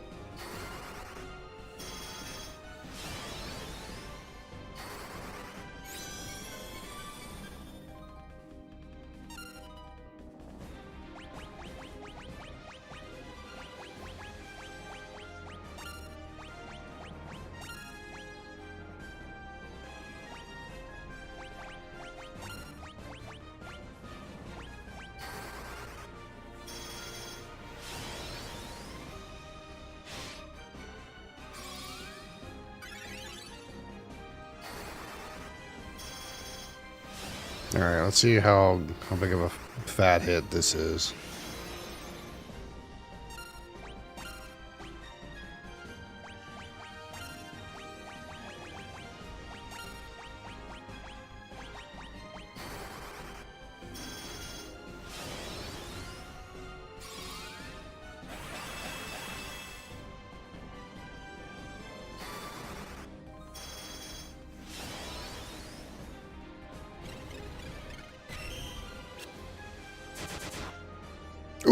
that was fat. That was so fat.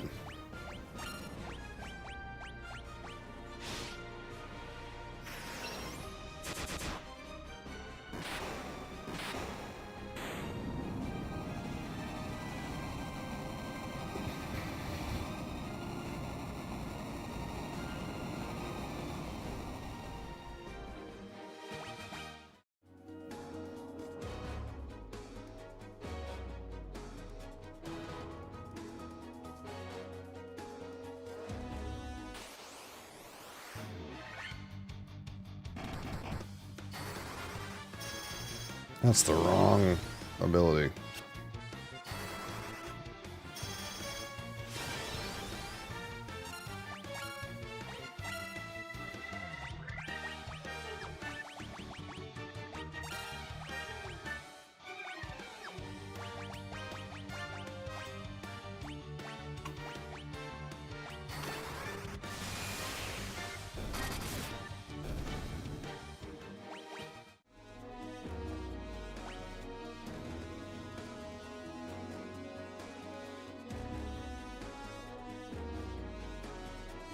What's to do again? Oh, that's right.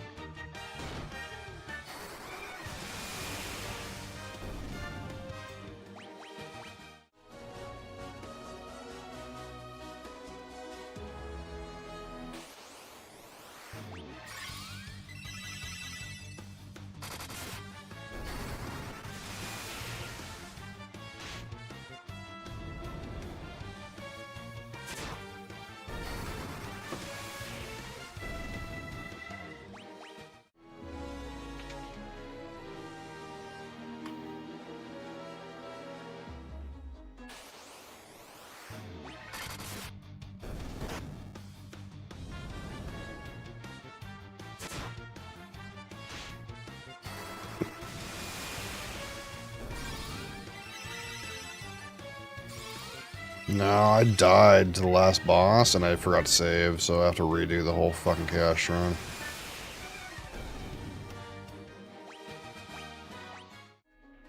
Don't worry, I'm saving this time. Yeah, well, you know, I hadn't died to a boss before. To be honest.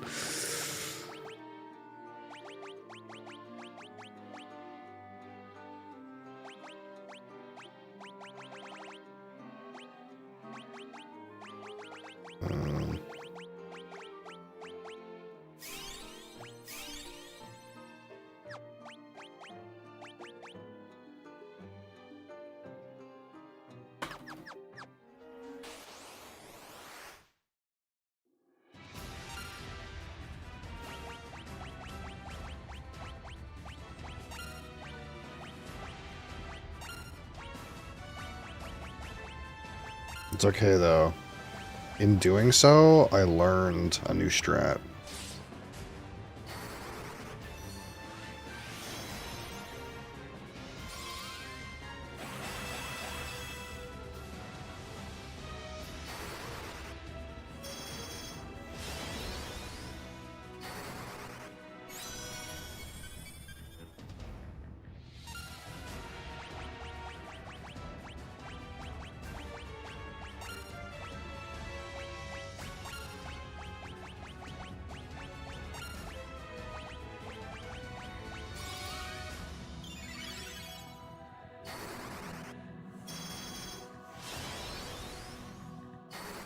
There's that thing I was saying where, like, I think Monk kind of just sucks, man. He seems like he does no damage. He's kind of shit. He has more health, but he just doesn't do any fucking damage. Well, we figured it out. We figured the strat out, though. Turns out he just needs a little help.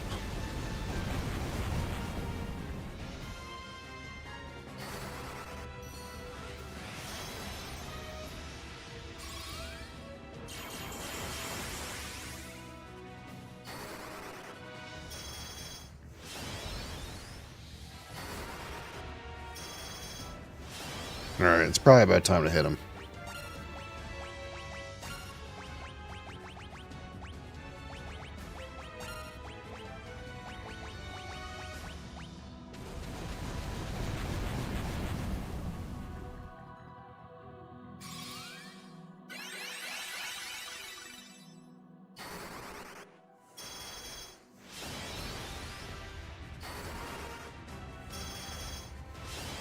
Alright, let's see it. Yep. Sounds about right.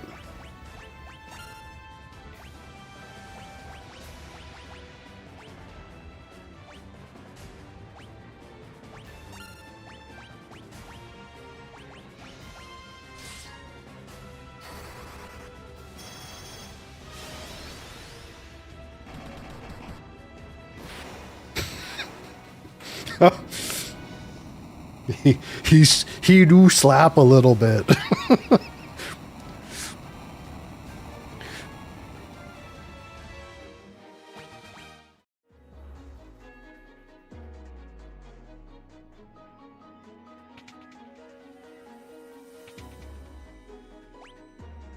Where do I go?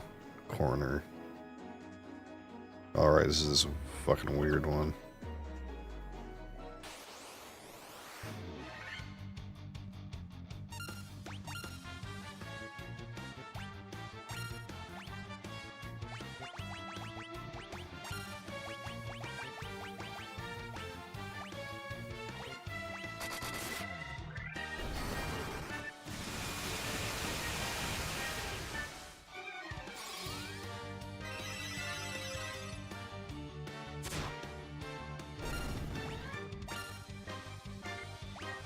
Oh, I'm pretty sure. See, I got to what I assume is the last boss, and I died, and I forgot to save the game. So we're not gonna make that mistake again. But the good news is, I accidentally may have figured out how to win. How far back did I have to go? I don't know, maybe like 40 minutes. I basically started like the last dungeon and never saved the whole time, so I had to like redo pretty much from the beginning.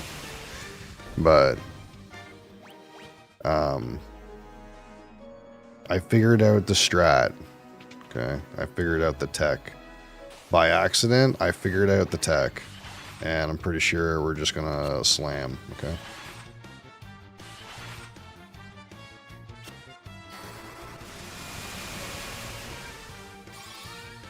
Because this whole playthrough, I've been complaining about how this monk doesn't do any damage, and he does less damage than the red mage. But, you see...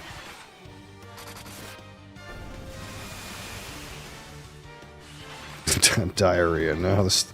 Diarrhea is not actually the key, but the monk is the key, surprisingly.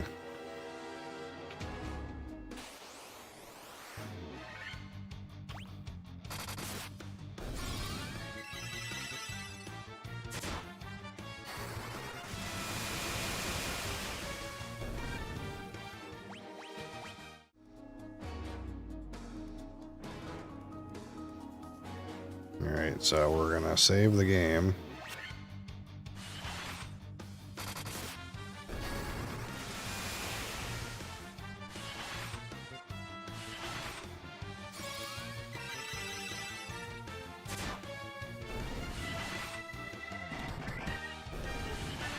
Did you fuck off, my monk?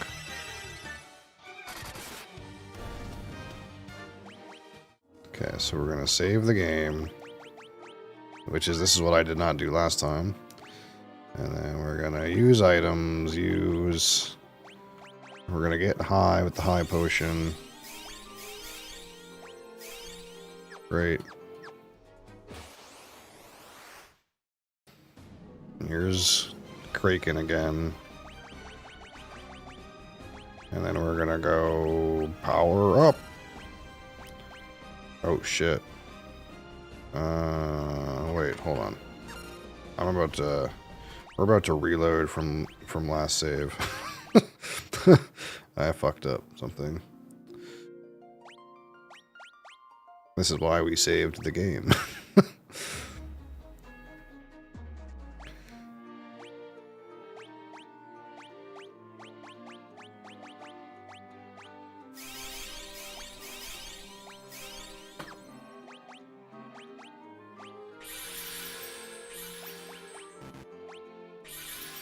That should be enough.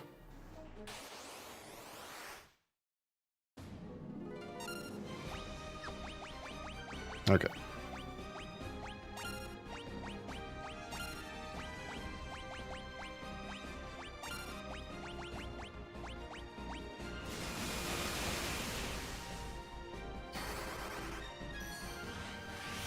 Power up.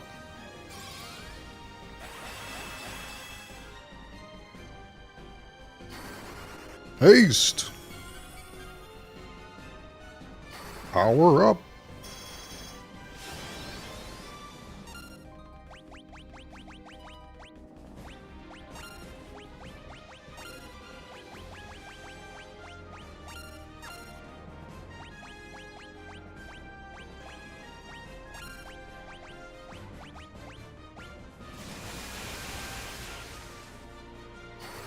Power up.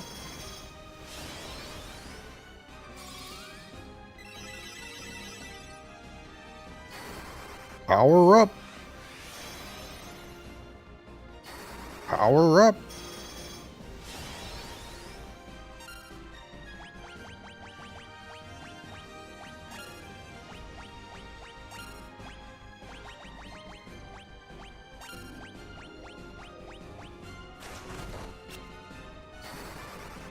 Power up. Power up.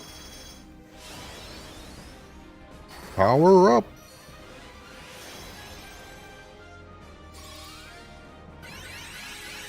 It's time. Attack.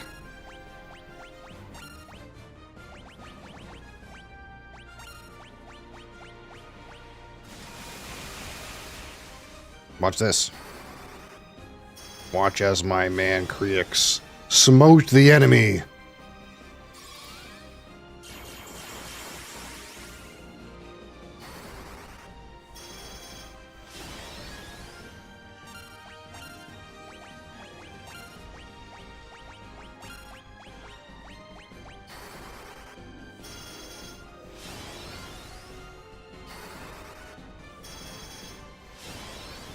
Here he goes.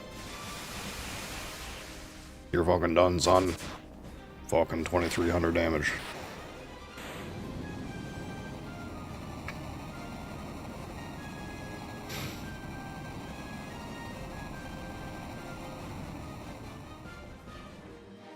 Great job, team.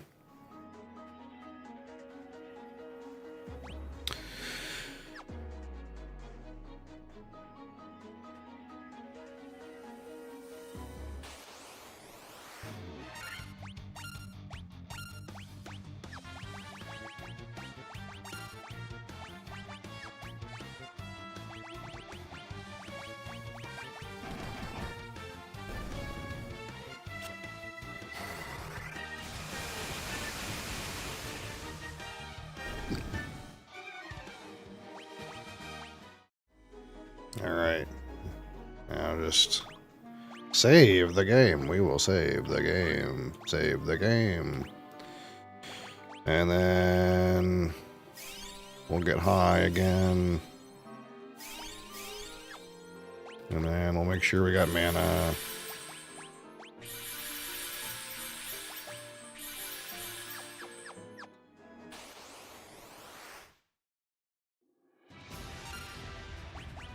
And then we'll just do the same thing. Power up. Power up. Protect. Haste. Ow.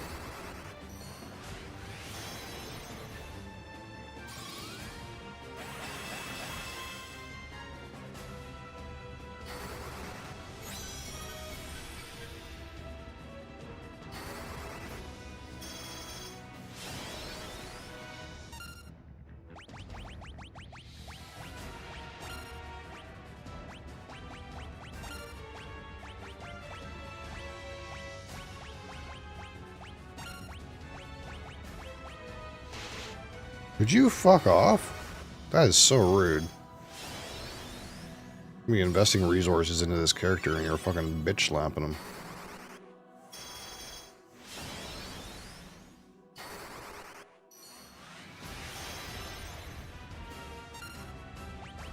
One more. I don't know. I could probably do more, but I feel like once a guy does like 2200 damage, it's probably worth to just hit him. I don't know.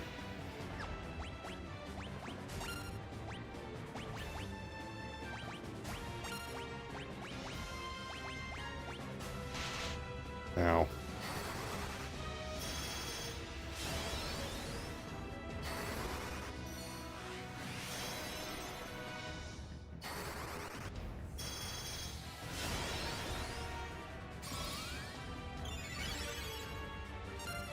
Attack!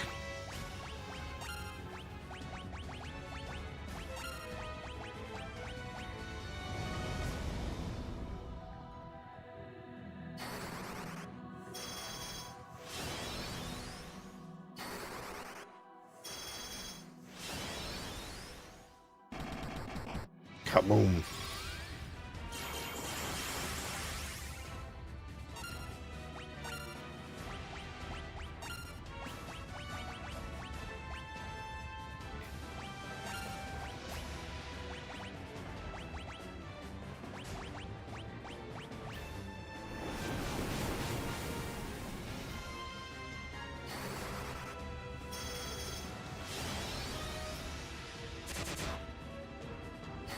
Oh, not quite a 2-shot.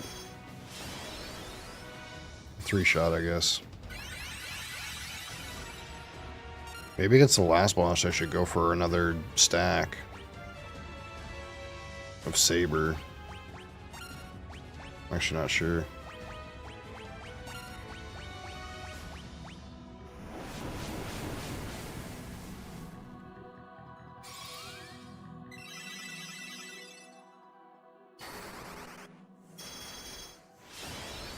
I'm worried that, like, it'll randomly kill the character.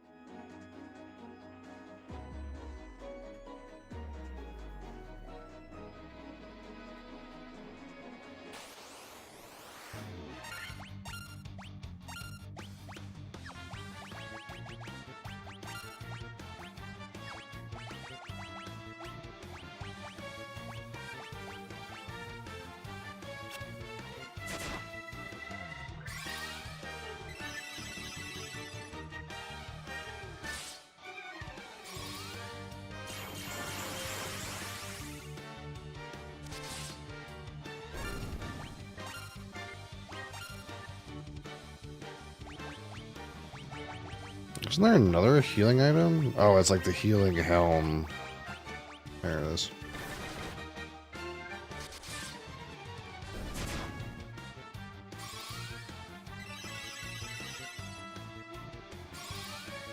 The funny part is, like, if I use a healing spell with the black mage, it actually heals for more.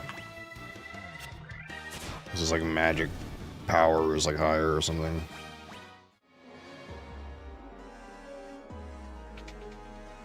Okay. I will save the game. Save the game.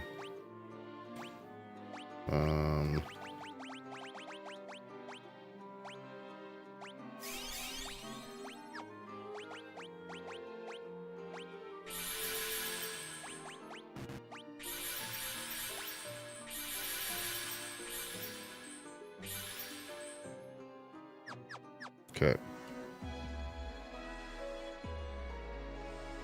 Let's fight now. I guess I'll try to do 4 stacks of saber. And see if my guy lives.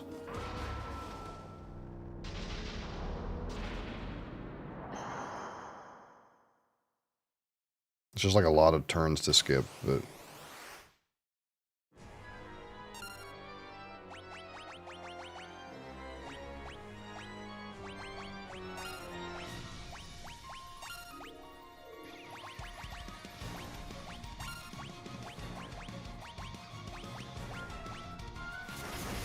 This guy does kind of slap a little bit.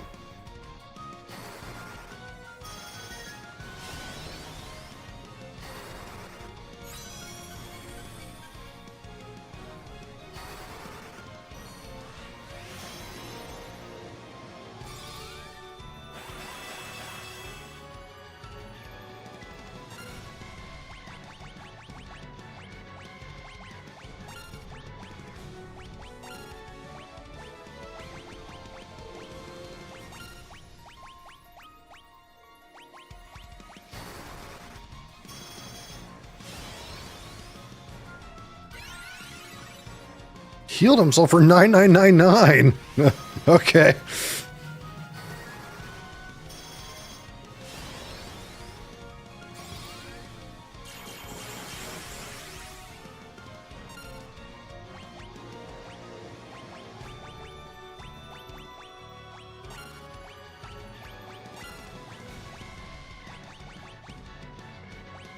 Let's try Null Frost.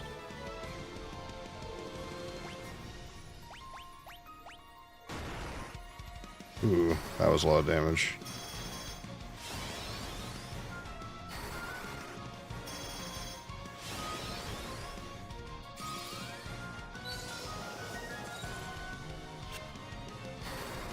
For some reason, I don't know what it is, but every time I use a null skill, the only person who ever gets buffed is the red mage. I don't really get it. Maybe heal yourself. Let's take some risk out of it. No, he's dead.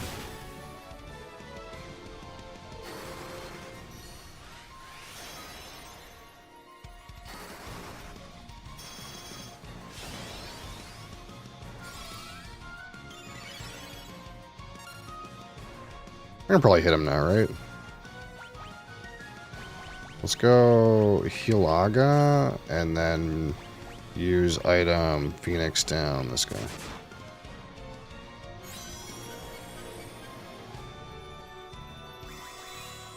I think I wanted to use another saber, but we'll just go like this and see if it's enough.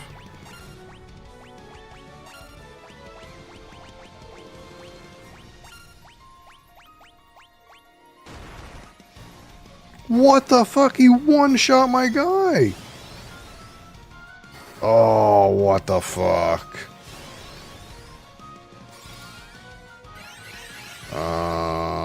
That's not good. Now what the fuck do I do?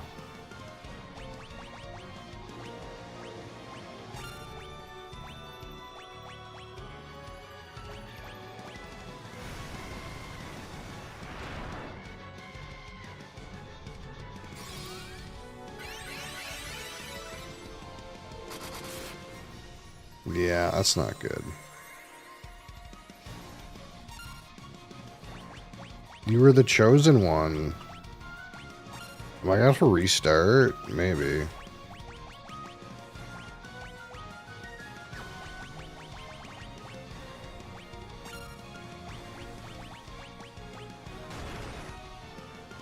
Like he just randomly one-shots your guys, dude. I need Dispel.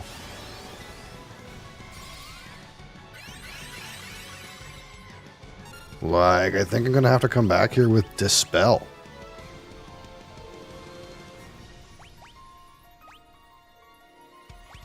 I think there's no way.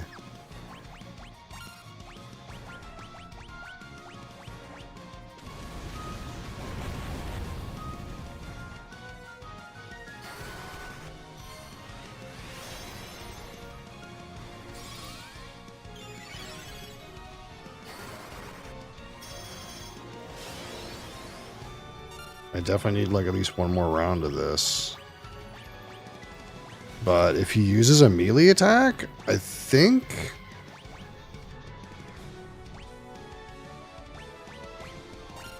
I'm just fucked. Tsunami. Like if he uses these elemental skills, it's not a big deal. It's if he one-shots my character. That's what sucks. And he's doing it because he has haste.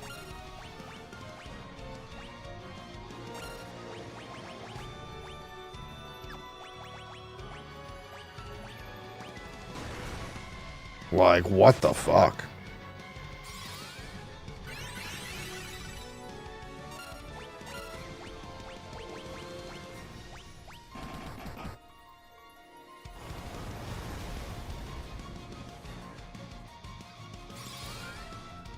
Like, maybe we'll just go. Maybe we'll just pump him right now and see. We'll just spam heals and pump him and see if he doesn't randomly one-shot my monk.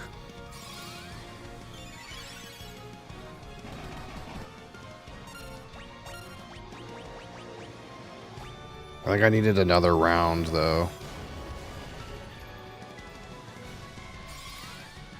It's like, that's fine.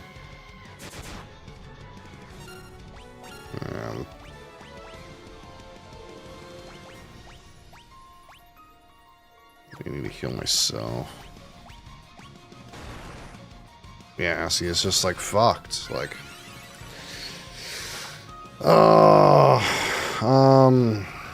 how do you win that? You have to dispel him, right?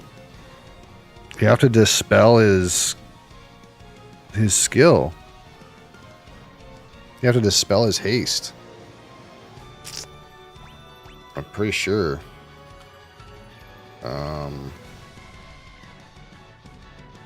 I think it's fucked otherwise.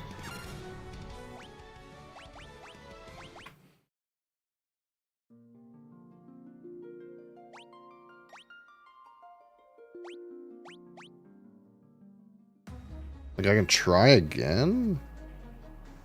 Oh shit, I didn't mean to start it. Hold on. I'm not ready. Like, I can try again, but if he one-shots my monk, it's just, like, really bad.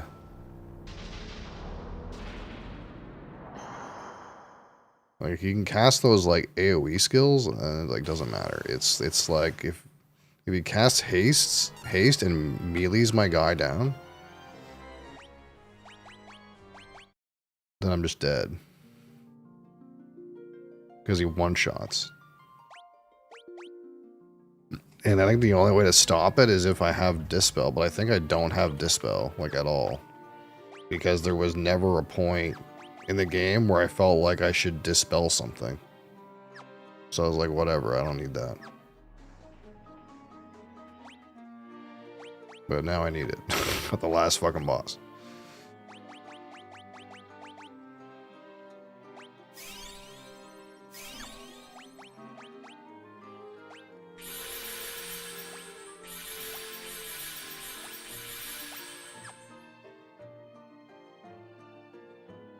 Oh, that's right. I have that dry ether and stuff too. I totally forgot about that.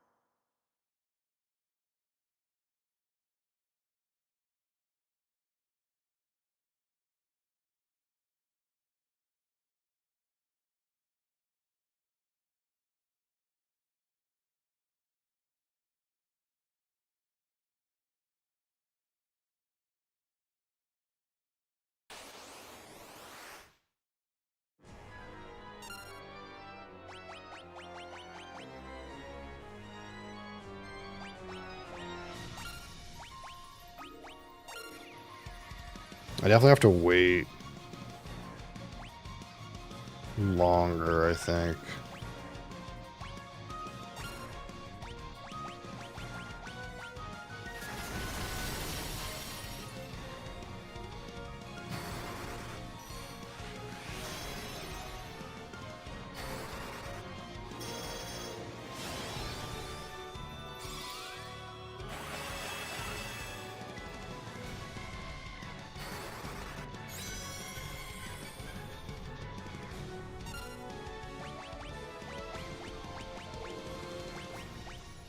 2.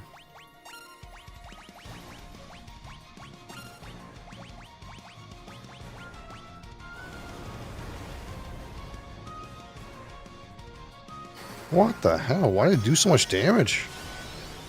Like critical?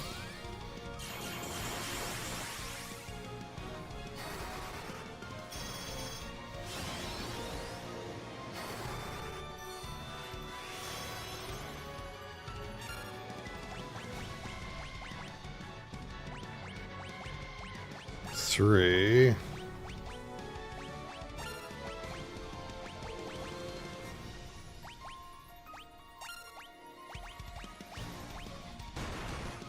What the fuck?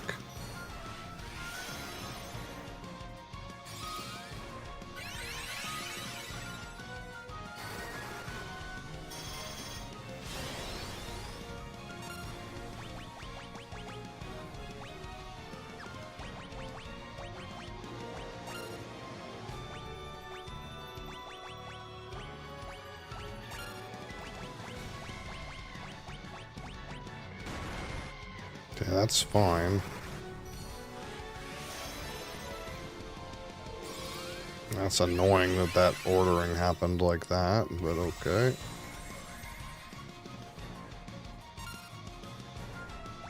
Fucking do it another time. I think this is 5.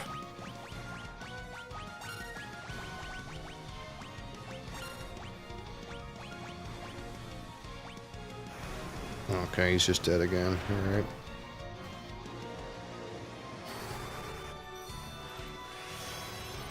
There's not nearly as many tempers on him this time as a thing.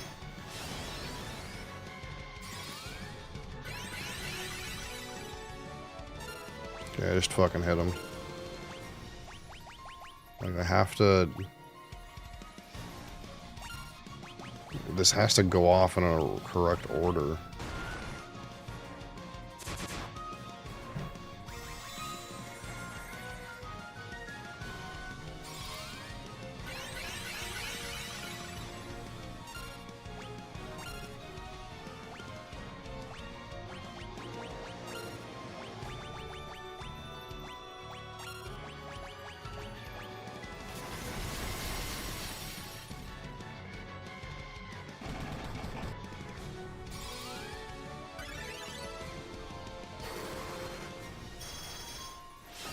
Like, we're pumping. Like, I don't know how much health the guy has, but, like, Tiamat had, like, 7,000 health. So, I don't know if that's, like, any kind of barometer.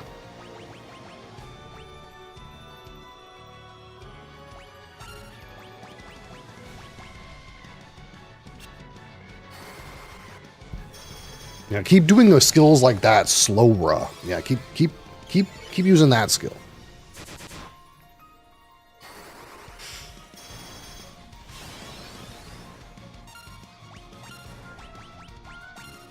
Because that did absolutely fucking nothing.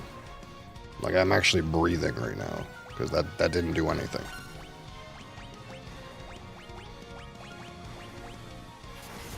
Like, honestly, so long as he doesn't cast haste on himself, I think it's fine. If he casts haste on himself, then it's like fucked. Because then he's just a one-shot, you guys.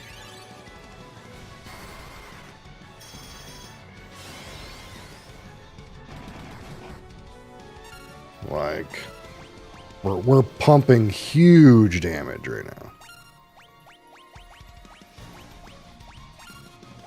We'll just preemptively heal the party.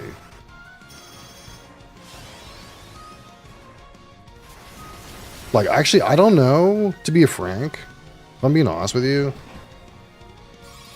If I didn't realize this thing where I could, like, pump my monk's damage into the stratosphere and beat the shit out of this guy with it, I don't know if I would have killed this boss today.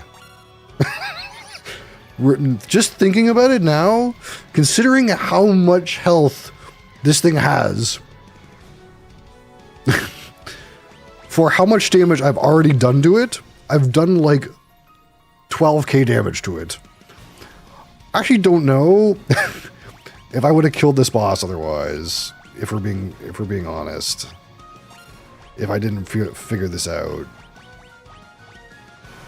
because this is an unholy amount of health to have.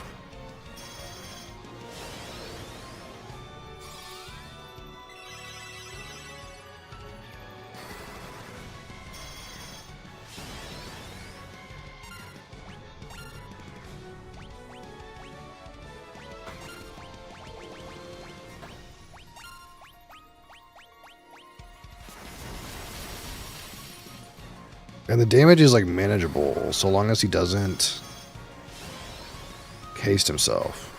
Hey, Loriander, how's it going, man? But aside from that, we're pumping. Like, I don't know, like I must have done 16k damage now. Like, he is thick. This guy is thick. He's thick, okay? I'm out of tempers. Get yourself a very rare bottle of rum. Oh, very rare, eh? Like, how much does my Bazaga even do? 162. Yeah, okay. Oh, that's bad. He just slowed my guy that wants to pump. That could be really bad. He pumps for half as much damage now. Can I, like, haste and counter that? Is that a thing?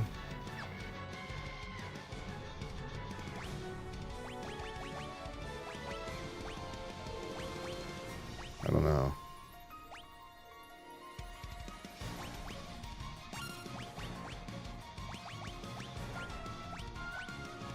The Black Mage is just in damage mode now. I don't know if that fixes the slow, but yeah, I think it did.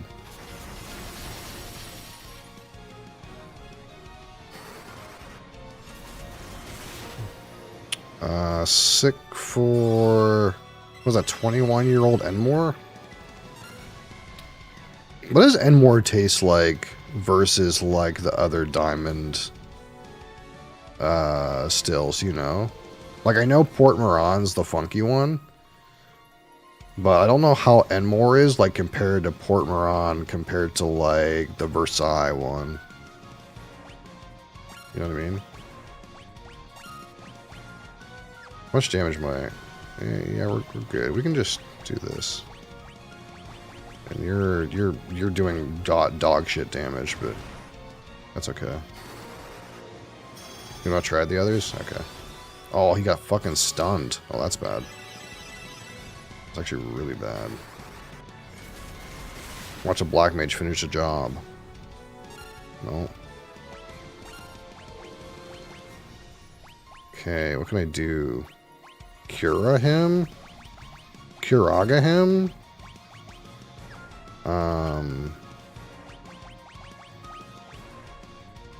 They don't make them anymore? Yeah, I've not heard of the particular bottle that you're referencing. The ones that I know of are like the El Dorado single still and single still cask strength. I know of those ones. But I don't know about the ones that have a vintage. I've never seen those before. That's for sure. Hey Cap, how's it going? No, he killed my guy! Oh no, dude. Now what? How much health does he have left? Is that it? Did we kill him with the Point Fighter random blizzard for 160 damage? Oh my god, that's big. I thought I was so fucked. Touch hungover? Yeah, I figured you partying hard over there. I seen some of the pics that Ben posted. I think that's it. I think we did it. I think we did the thing. Which, honestly, is a long shot. Because, That guy had at least 20,000 health, I think.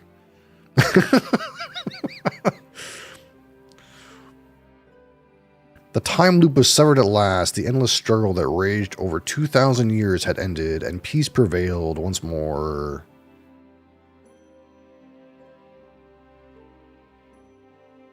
The light of the four crystals restored the forces of wind, water, earth, and fire. How's Final Fantasy? I think we won the game. I think we just wonnered. It was a mere trick of fate that had given rise to the chain of Garland's wrath. But magnified by the four forces meant to guide our world, that trick of fate also gave birth to the fiends. Very slow moving text.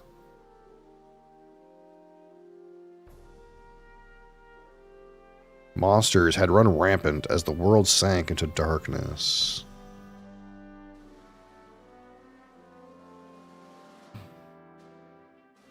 But all that is now past.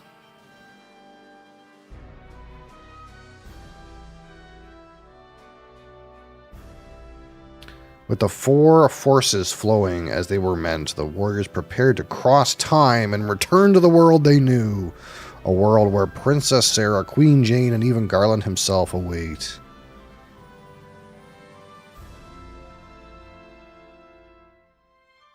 When was this fateful day that sent time spiraling into a loop?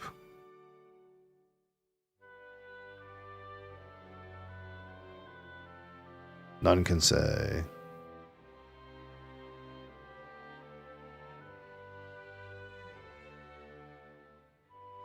It seemed the cycle into which time had fallen would last forever, but the bravery of four young travelers changed that.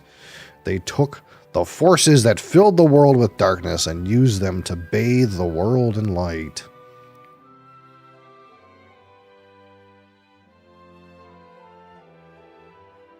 None will ever recall the struggle the four endured, for the breaking of the chain means that it never existed.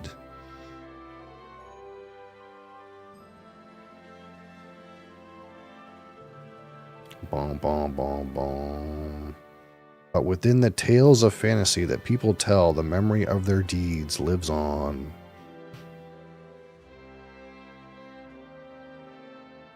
Tales of dwarves and elves, of dragons and shining civilizations that reached for the heavens, even as they fell. Blah, blah, blah, blah, blah, blah, blah, blah, blah. And now their return is upon us. This is such a slow-moving Star Wars text, dude. With the memory of their struggle buried deep in their hearts, they will quietly watch over our world. Remember always that the forces of the world must be used as they were intended, that the power of light must never be used for dark, and that the true crystals reside in your heart. Oh. For you are the warrior who crossed time. There was no warrior, there was only a monk. No warriors in this playthrough. You are the bringer of light. Wow. How touching.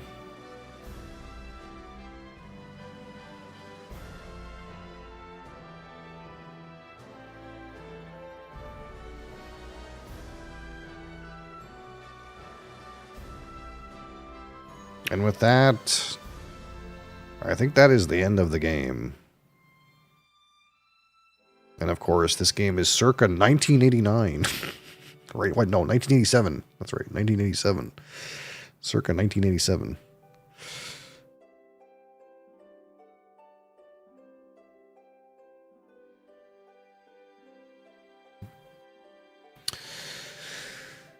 A vintage classic.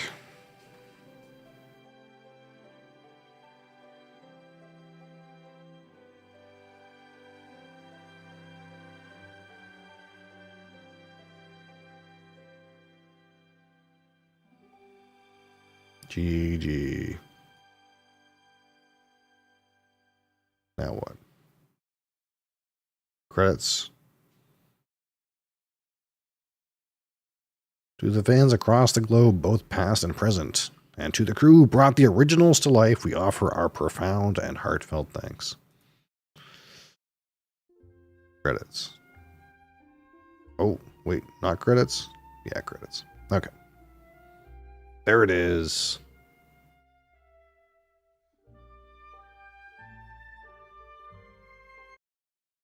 Skip the scene, yes. As much as I appreciate that. Save completed game data. Saves data progress up to the final boss. Okay. There it is. Completed game save. Return to title screen. Defeated chaos and restored peace to the world. Prophecy foretold. We did it. Where's the but did I complete the bestiary? Absolutely fucking not.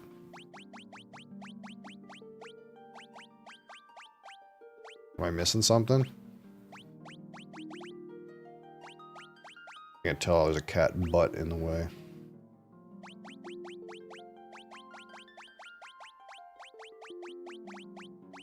I don't think there's anything. Maybe there's not. Maybe it's not. Oh, I missed one. I missed whatever this thing is. I'm missing 3. But to be honest, there's like in these islands, there's like holes you can go into that I never went into. And there's also something to do with like the rat tail that you get at this dragon. I don't think I ever used that item for anything. Unless I used it and didn't know that I needed it. Like, I think there's actually more content, but I think we're good, frankly.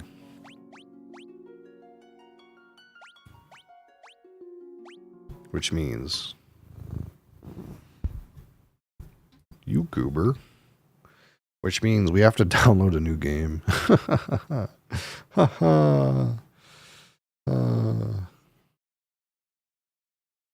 I can't see shit. So we go uninstall this one, and then we install this one.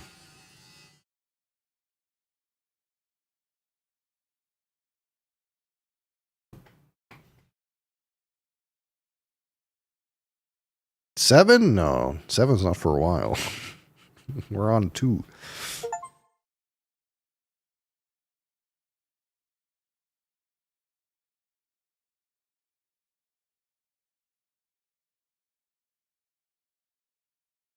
Cat, I need to use the keyboard, darling. I hate to say.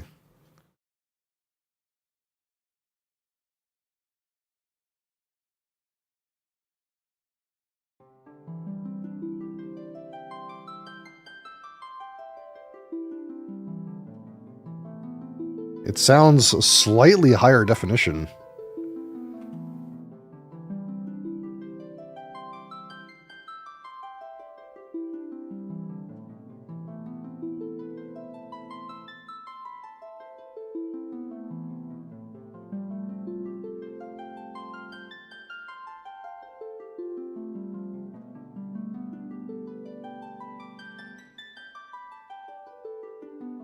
Rip Nokomis. How's it going? I'm here with Cat, just in case you didn't know. Cat is here.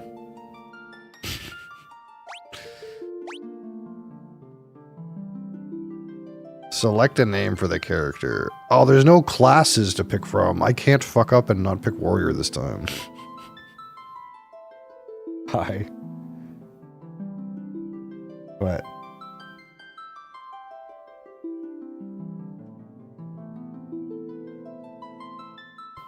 Okay. One of our databases hit 100% because districts, Bowers, all decided that they were going to use their home room to access the site, and they've been doing it every day. They crashed everything. You want to know how we found out? They complained to us. Do we have alarms set up to monitor CPU usage? Of course we do. What happened to those alarms? Oh, the guy ignores them because he gets so many of them. Classic. So guess what? we're now on an on-call rotation where unless you are me or another guy, you actually can't change anything. We're the only ones who can change shit. But we now have to monitor usage and our requests every fucking night until the survey window's over. Unlucky. And I brought up at the meeting, I was like, can we not have alarms? And they're like, yeah, no, we have alarms, we have it set. But they got ignored because there's just too many emails. Okay, well, I don't know. We do this to ourselves. It sounds like it, that's yeah. The problem. The problem is that we do this to our fucking selves.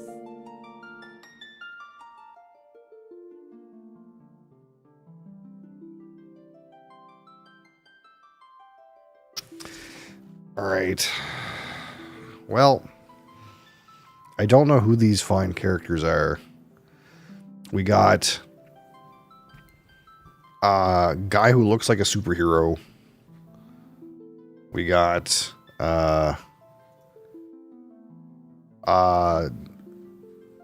half-naked chick. We got someone whose default name is Guy. And we got a guy who looks like he's wearing plate mail.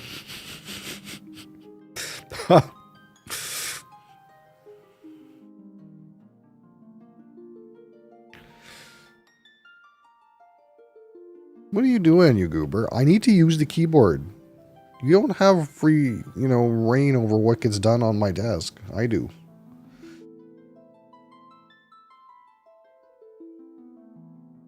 Alright. Well, we'll just name the chick Crassus, because he would pick a female character. Move. Guy has guy powers. Okay, we have to remove Cat. She's not really cooperating.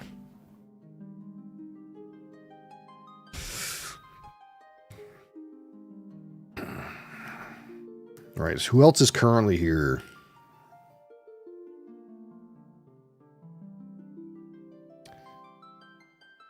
Guy. We'll try to spell this name right. Bees Kness. Kness. There we go. Who's this? Who's this odd-looking fellow? Who's in the chat right now?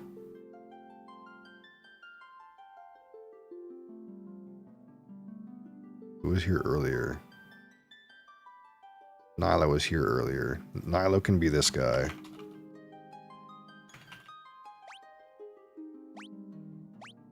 Alright, who's this guy? Leon. I am in fact here. Look, there he is. Here's El Capitano, right there. Boom. But I have a final technical interview in 1.5 hours. Big stressage? Ooh. You'll be fine.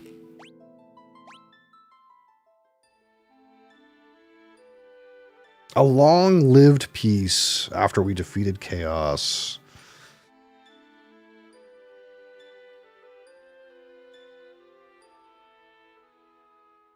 Is at an end.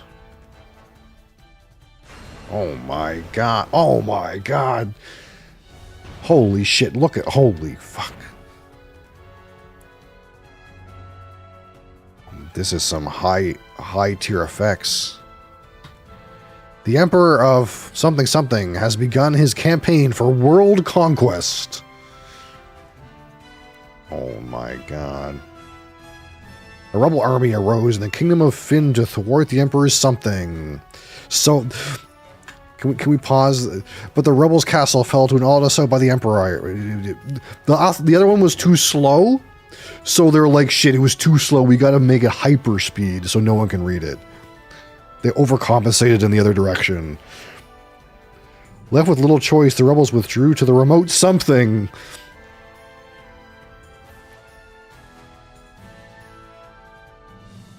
For use from Finn also found themselves fleeing the Imperial forces. They had lost their parents at the hands of the Empire, but their escape wasn't over. Holy shit, it's just, and there it is. We're right in.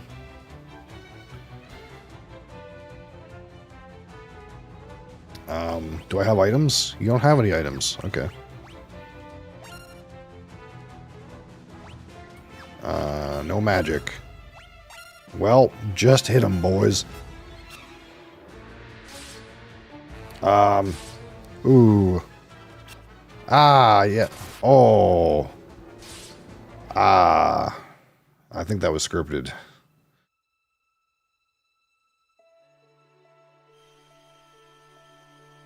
Will he live?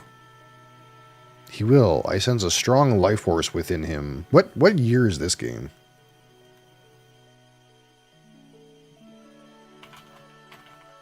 How many years later is this? 1988. This is 1 year. Wait, they released this brand new game 1 year later? What happened to this development timeline? You're supposed to wait like 3 or 4 years to release a half-baked product full of bugs. That's how it goes these days. He should regain consciousness soon. We found them like this on the escape from Finn, fallen from terrible wounds. By the time we brought them here, I feared it was already too late. His life is not in danger. This signal will strengthen his life force. We should let him rest now. Of course. We'd best be off to the meeting, I imagine. They're already waiting for us. If the Empire is allowed to complete the dreadnought they're building in Bafsk, their attack will begin in earnest. We cannot sit idly by and watch. We must act. Okay.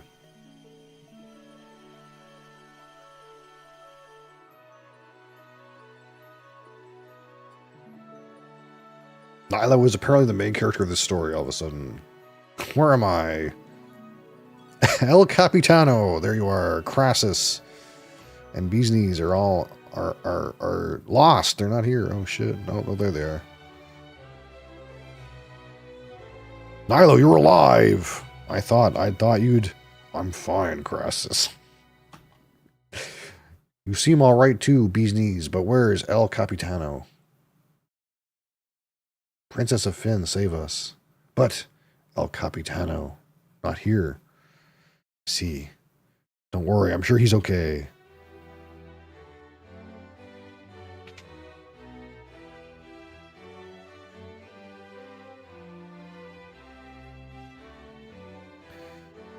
So you've regained your strength, very good. Your life force is strong indeed.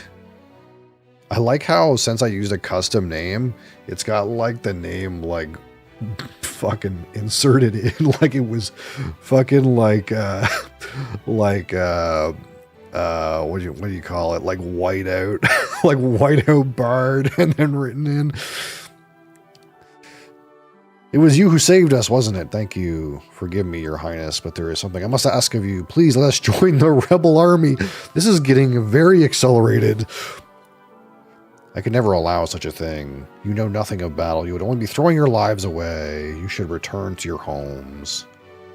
But we have no homes. Not anymore. Crassus is homeless. The Imperials attacked and our parents... I'm truly sorry, but that changes nothing. I cannot permit you to join our army. If you've nowhere else to go, you're welcome to stay here in Altair. If you know our password, you should be able to live here well enough. The password is Wild Rose. Remember it well. I have a weird menu. Learn Wild Rose. Weird. Ask Wild Rose. I have a strange kind of like primitive dialogue menu. The Wild Rose is in the insignia of the Kingdom of Finn. It represents our hope for a flourishing future of strength and beauty. But what will become of Finn now? I've heard that the Empire's captives suffer there in confinement. Even as we speak, Crassus, your brother El Capitano, is missing, is he not? It's possible that he's being held in Finn as well. But Finn is far too dangerous to travel to now. The Emperor's beasts still stalk the streets. Gaining entrance to the city will not be easy. The man at my right is Min Wu. the white wizard who tended your wounds. Speak with him before you leave. He may be of some assistance. Learn. There are no key terms to learn. Okay. Oh, okay. It opened a menu.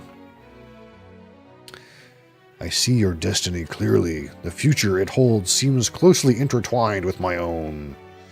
You will begin by journeying to Finn. That is the first step towards realizing your fate. I have nothing to learn. Ask Wild Rose. You've wasted no time using the password. Heed well the information it will bring you. You can learn much of value by listening. I offer you one more bit of advice before you depart for Finn. Those who have fallen in battle can be revived in a sanctuary. Thanks, Chief. Should one of you fall before you reach Finn, go without hesitation to the nearest sanctuary. Okay. The port of Palum lies not far east of here. But a lake separates us. You won't be able to reach the town without a canoe. Oh, similar mechanics. Okay, we already talked to you. What do you got to say? Heading to Finn, are we? Oh, let's get this camera out. Mosley's in here being a butt. It's not my place to tell you what to do, but I can reconsider if I were you. Would you?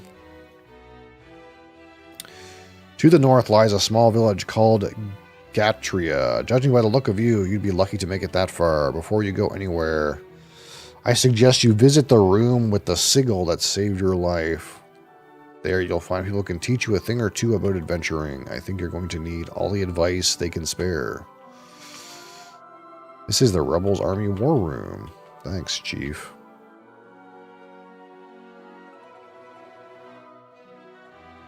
It wants me to go back in here. Nothing happens. Okay. Information displayed on the status menu. A lesson in skill levels?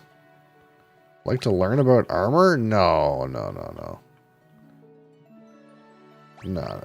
This is... Okay, look, I played a video game before. And we don't need that kind of tutorial. At least I don't think so.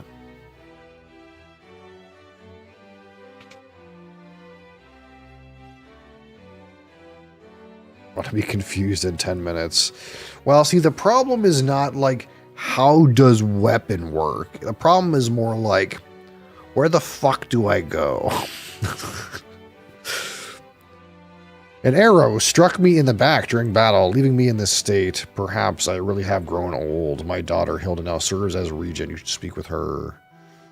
He took an arrow to the knee. Poor guy. Wait, is that a helmet? Can I steal that? No. Not the knee, no.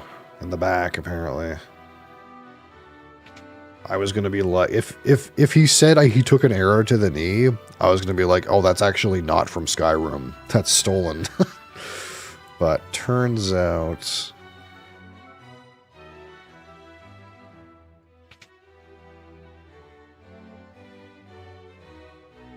Okay, now where can we go? Down here, I suppose. What up? You're in the rebel hideout. Is this the rebel base? The hidden rebel base?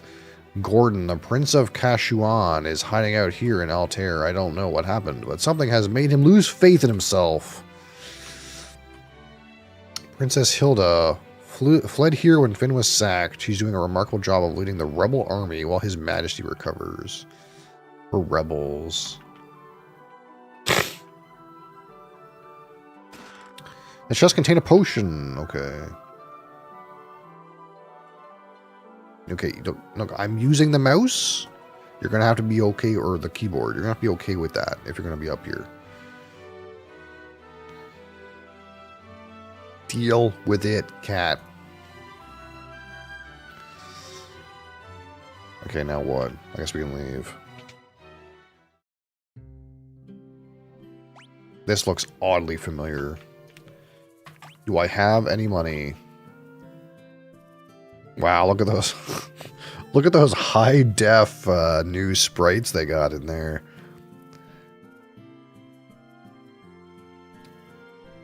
I'm sure those look exactly like the people we named them. Low-key triggered. He didn't center the div grass.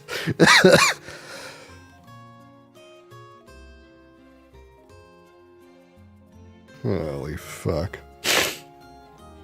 Yeah, they do seem off-center, like oddly off-center.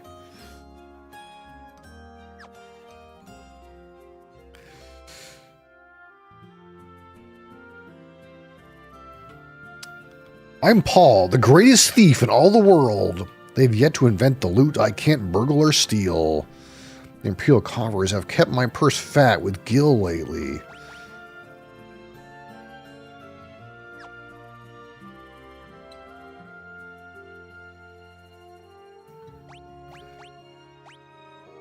I never steal from the rebels. You can be sure of that. Okay.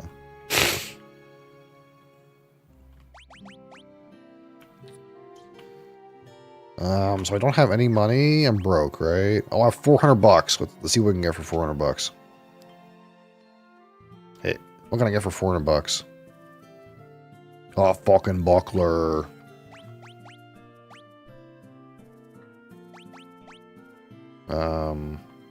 Wait. Optimal. Two-handing? Optimal is two-handing? Broadsword. Wait, or is it two? Wait, do I have two broadswords? What's happening?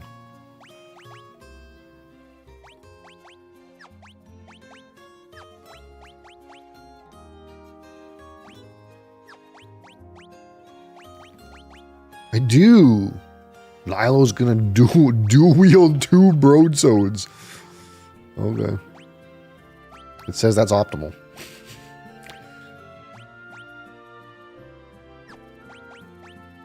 I guess equipment is like much more variable in this game because like it says this character can wear a shield, but it has a bow, and you probably can't put a shield on with a bow. Yeah. Huh.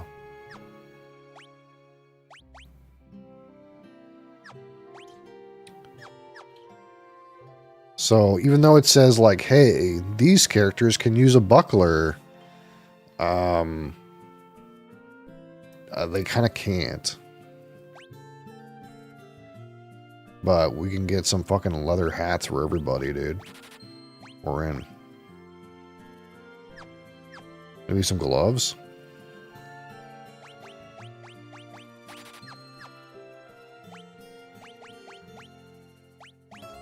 Boom.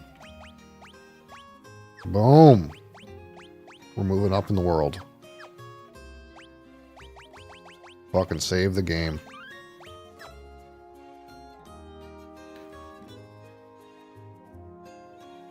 Alright.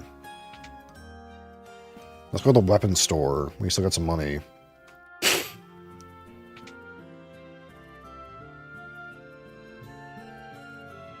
What could you want with me? I'm just an old man. Well, I'm going to ask Wild Rose, just like everybody.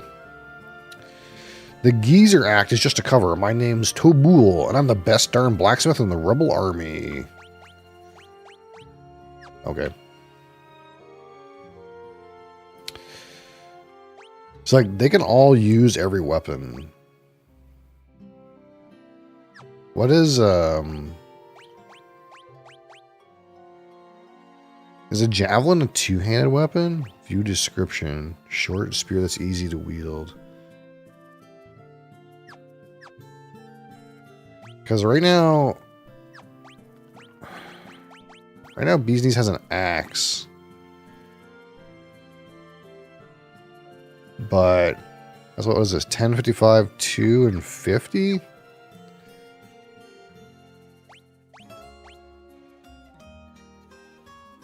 Like, that's better than all these items. Even though it says it's like upgrade.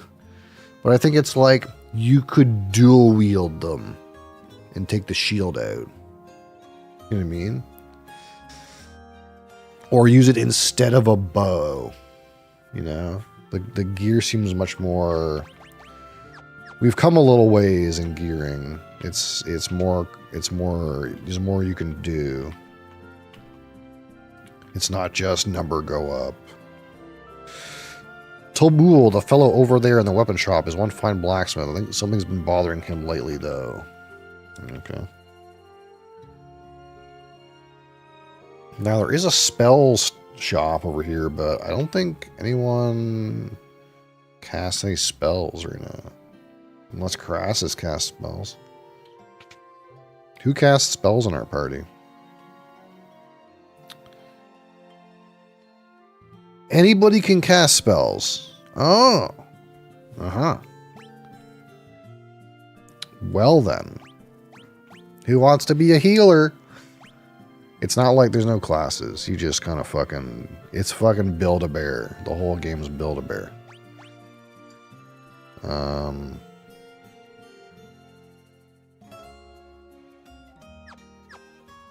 Do these guys have different stats? What about stats? Like, Grassus clearly is the weak bitch, you know? Wait, what? Wait, what's this? Why can you...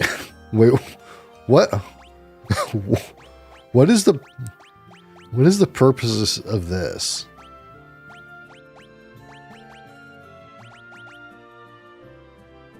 Why is this a feature? Wait, change formation? This has something to do with a formation? Oh, front row, back row? Oh. Back row.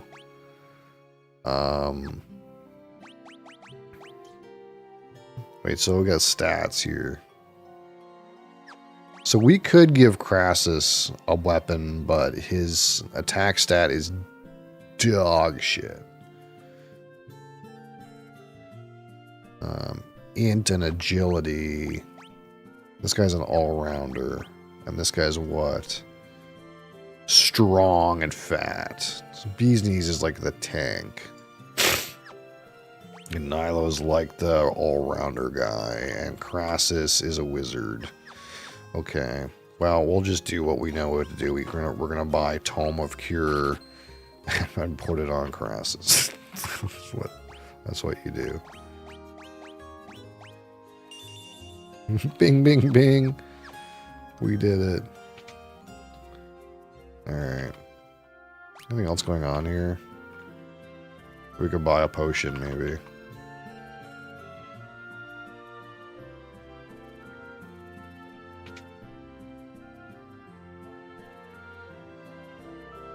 Mallet. Cures amnesia. Oh yeah, that's a way to cure amnesia. Just hit the guy in the head with a mallet. I'm not sure why you need to buy a mallet specifically for that purpose, but... That's my 2 pots. What does this guy have? Like tents and shit? Yeah. Alright. Let's see if we can make a little bit of progress before we get off here.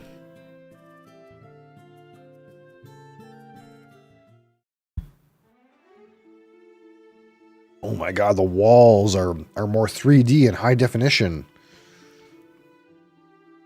Wait.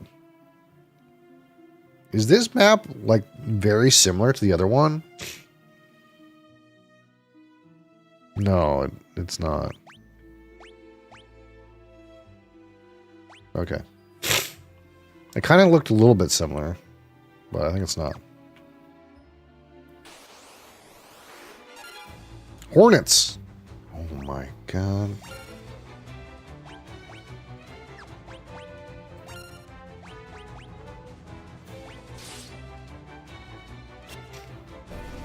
Oh, he gets 2 swings because he's got 2 weapons. Wait. You level up based on the weapon you have equipped. Whoa. Isn't that cool? They skill up in those individual skills.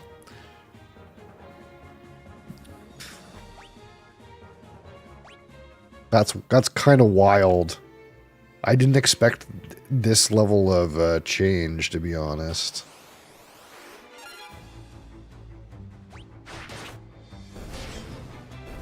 So, like, if your guy has axes, he levels up axes.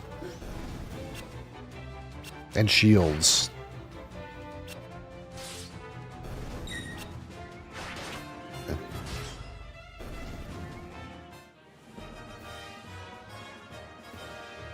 Nilo's sword leveled up. Crassus' bow leveled up.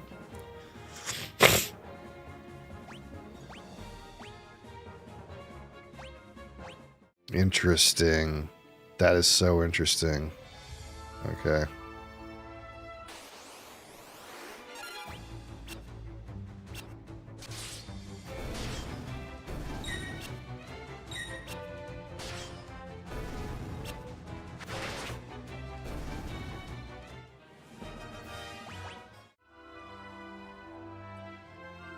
So if I change their weapons, they'll like get like dunked on.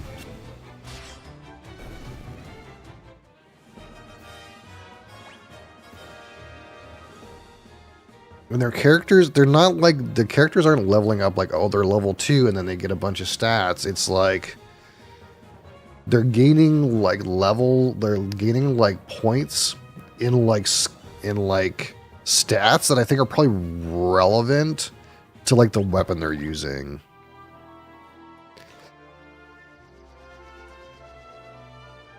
What the fuck? There's an airship right there.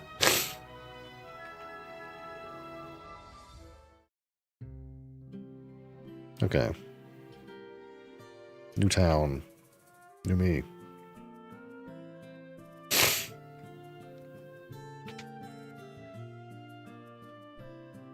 You got anything new? No, same old stuff, eh?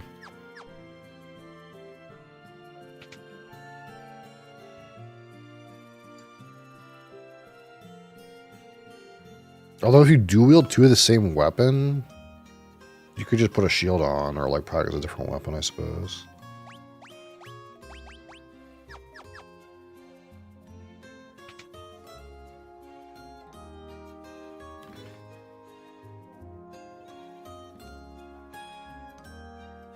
I'm worried about the dreadnought.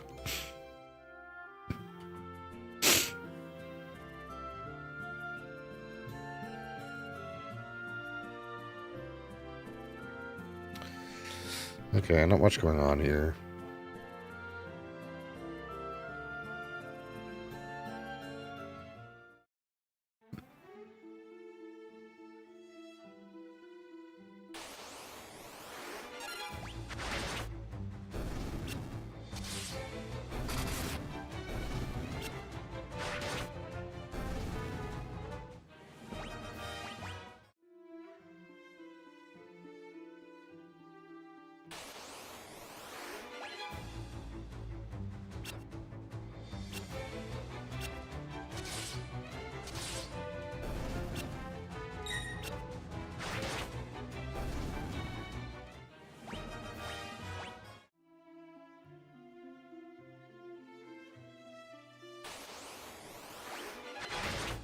Goblin.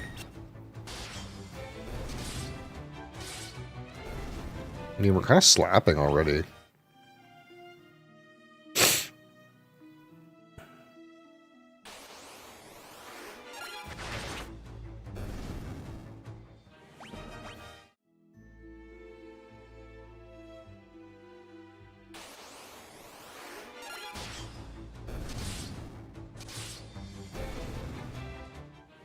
Although, we're not getting any more, like, level ups, so...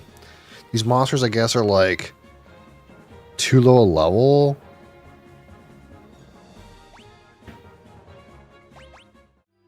Somewhat. It's a weird system. I guess you can't, like, kill random shit mobs forever and grind to level up in this game.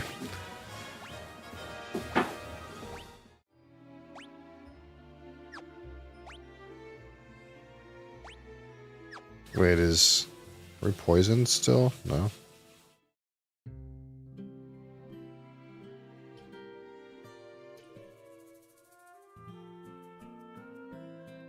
You have to be careful. Make sure not to get too close.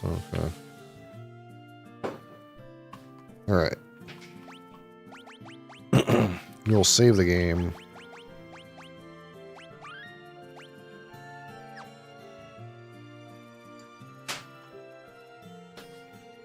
There we are. We got started.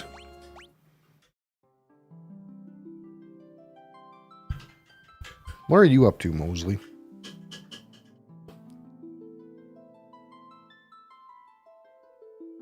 You're going to be in 2 meetings at the same time? Meetings, okay. Both of them say that I'm critical to be there. Neither of them. Is there other people in the same 2 meetings? No.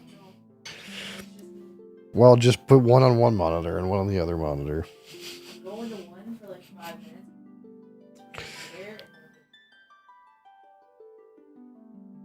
Oh my god, there's so much cat. Why is there so much cat today?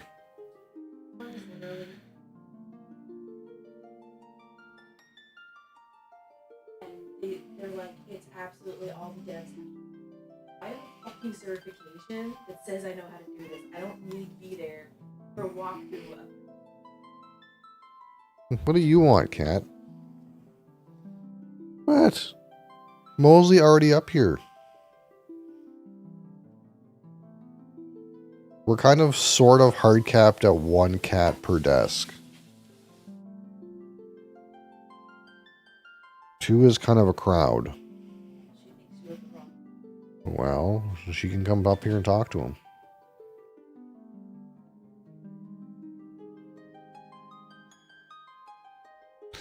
Puddin'. All right.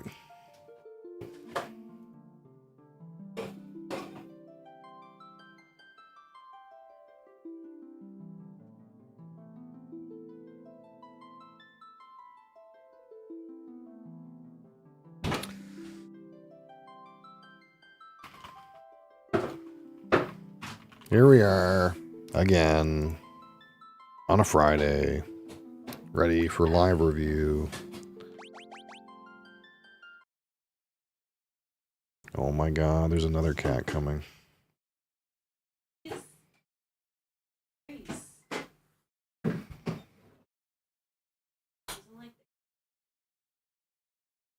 Why do you keep chewing my box of Jack Daniels?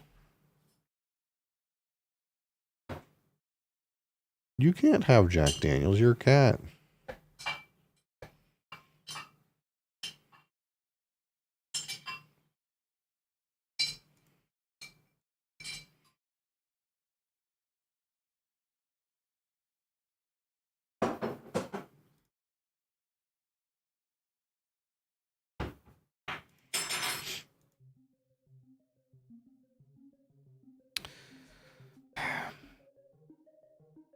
Mosey, what's she doing?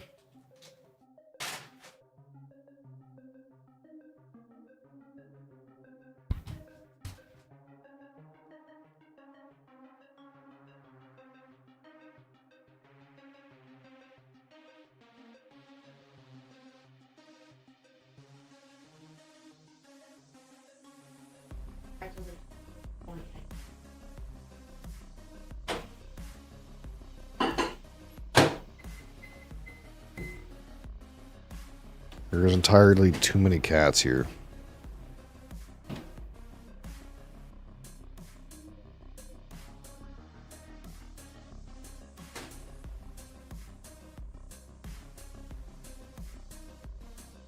Well, you think you're gonna get some of that? You're gonna follow her and get some of that? I doubt it.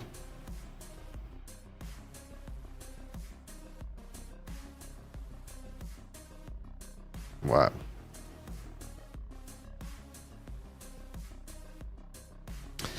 Have you still not figured out that that's you?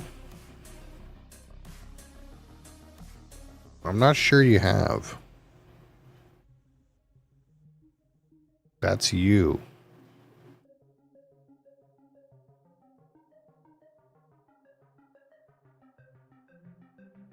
Yeah, that's just you on the screen.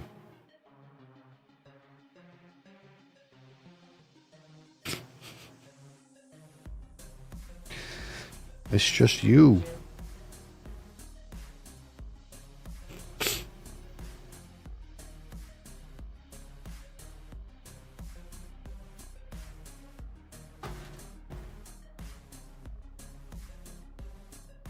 Mosley, what's happening right now?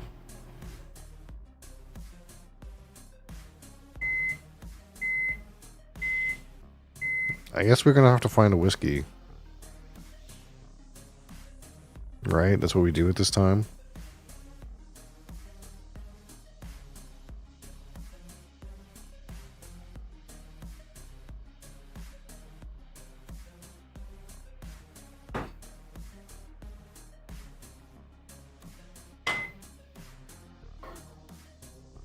Spin the wheel.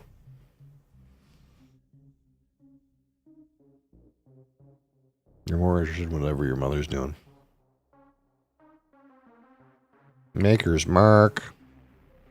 Not again.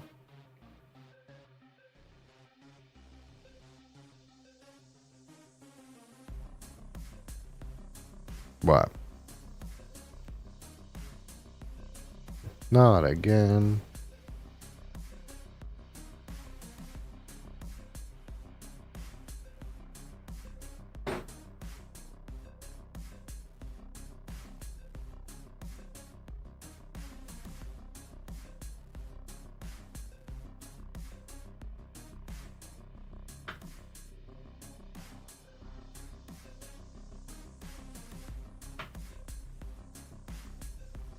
Nope, I did that one too.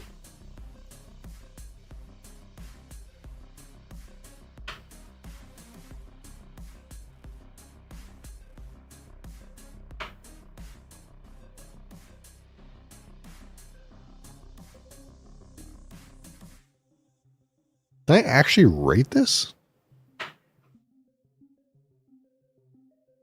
I don't think so. I don't actually think this has a rating.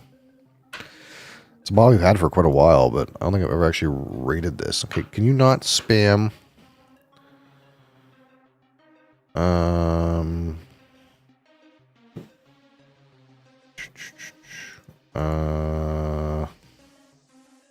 No. So this is not... He's actually not rated. So I suppose we will rate it.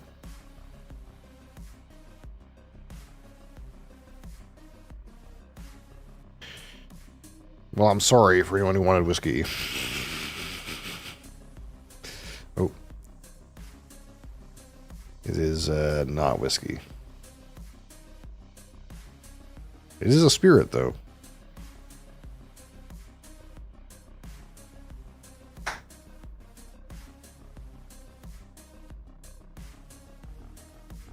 I guess we should change the title to Live Cognac Review.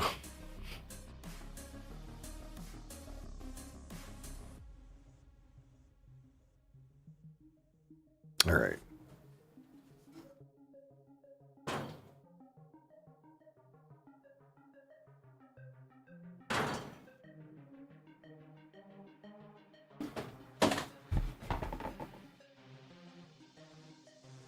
Let's go acquire our glassware. I'll be right back.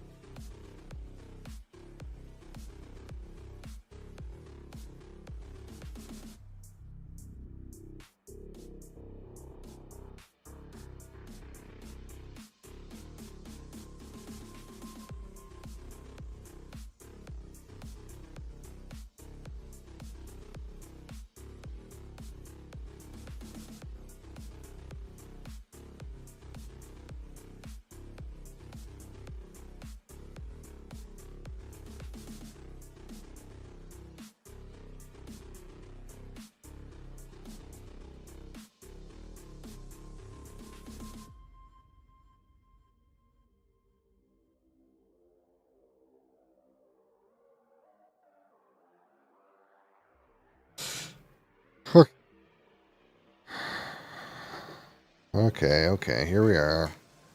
Let's see here. See what we got going on here.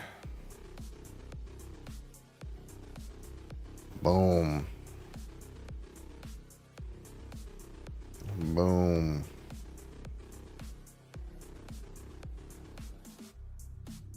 That shouldn't be there. Sure why that's there.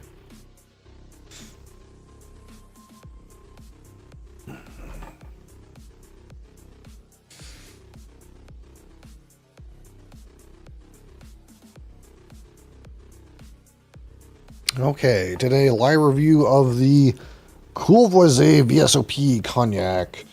And this is a Campari product, 40% ABV, 80 proof. And I think, if I remember right, VSOP is a 4-year cognac age statement.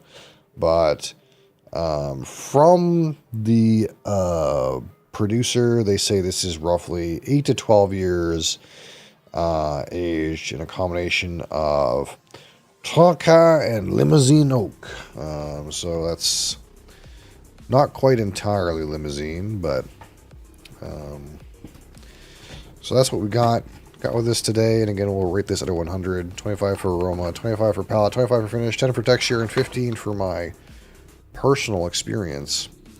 And despite the fact that this is not a whiskey, I suppose, we're still open to exploring the fine world of every kind of different spirit, including cognacs and armagnacs and various other yaks, I suppose. But yeah, Courvoisier is one of the 4 major cognac houses. And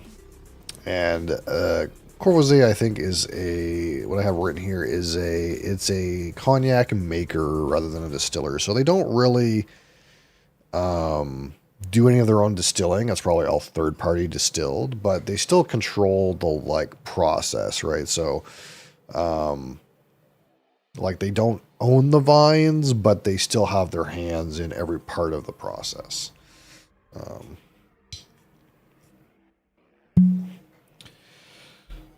So they're kind of like an outsourcer, I suppose.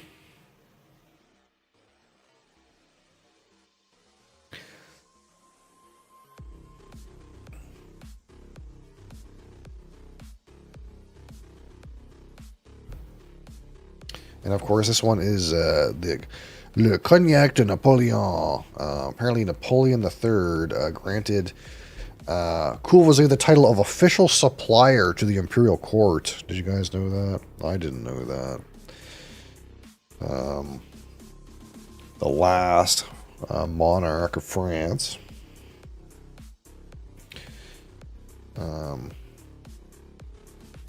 There's our spirit there, and of course it's a little bit different than whiskey. Yeah, it's very rich and deep in color, but of course there is color added in this, but it's kind of like less of a deal, because in cognac, again, you can have 4% of additives. That includes E150 caramel coloring, that includes a sugar.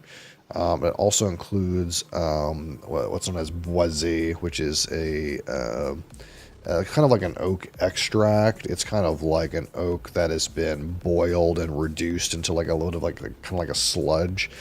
It's like a reduced oak product, and they are allowed to use that as an additive. And all cognac is allowed to use 4% by volume of that stuff. So there's nothing wrong with them adding a little bit of extra additives, I suppose. And some producers are quite fond of their particular boisé recipe. It's just part of the art of making cognac. It's not like a cheat code necessarily. It's a different spirit with different rules, and you're allowed to use funky reduced oak extract reduction products with these, but that just has, again, to do with the art of producing this particular spirit. So again, this is a pretty easy drinking, 40% alcohol. So most of the big brand cognacs don't really tend to like stray from that 80 proof marker. But of course, you can get higher proof offerings from some smaller little producers. But the big four, again, kind of stick to that 40% number. Big four, in case we're just throwing words out here. Big four is Courvoisier, Martel, Hennessy, and Remy Martin. Those are the four major cognac producers, and there's all kinds of little guys. All right, let's see what we got here.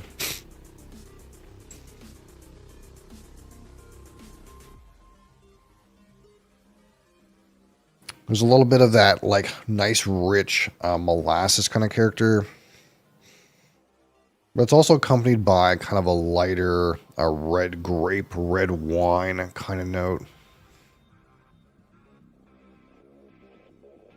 Kind of like quite a nice, fresh and fruity red grape.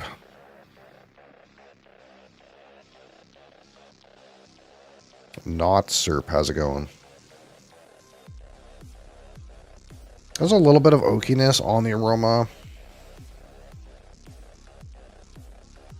Some brown sugar. I'm actually pleasantly surprised at the amount of like grape or winey component in this right now.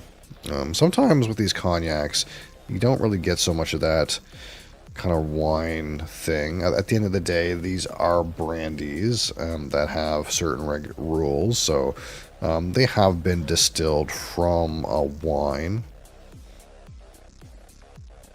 Now, they do use particular kinds of grapes, so it's not just any old wine. What's the proof? This is 40% alcohol.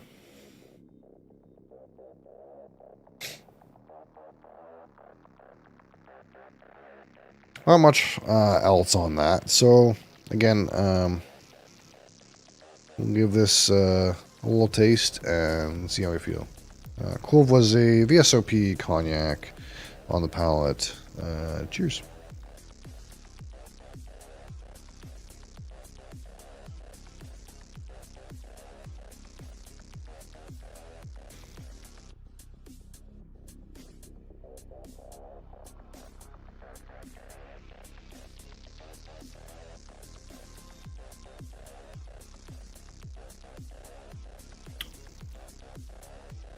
It's pretty sweet. The palate for me is kind of like that molasses cookie, that like gingerbread cookie kind of note. A little bit of that red grape note in there, but not a whole lot. And then the finish, again, much sweeter, brown sugar. Kind of have some oak notes at the back of the palate, or back of the finish, I mean.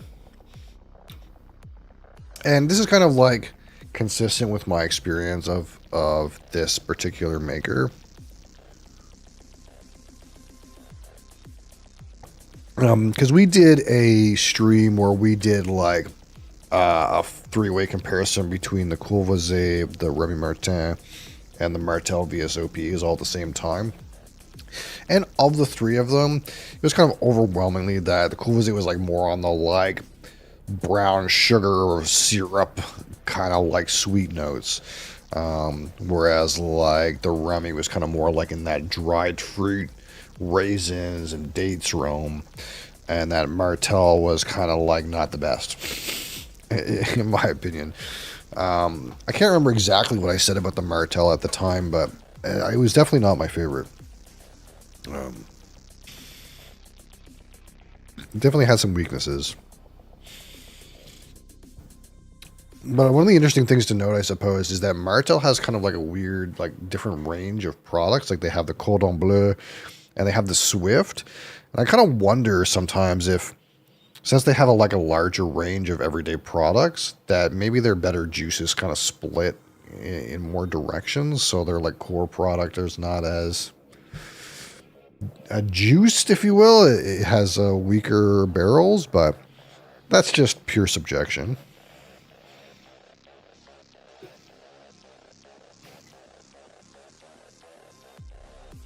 Not a bad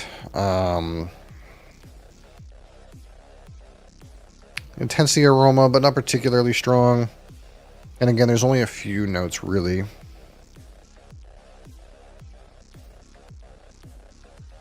Again, that kind of like sweet molasses, slightly red wine thing.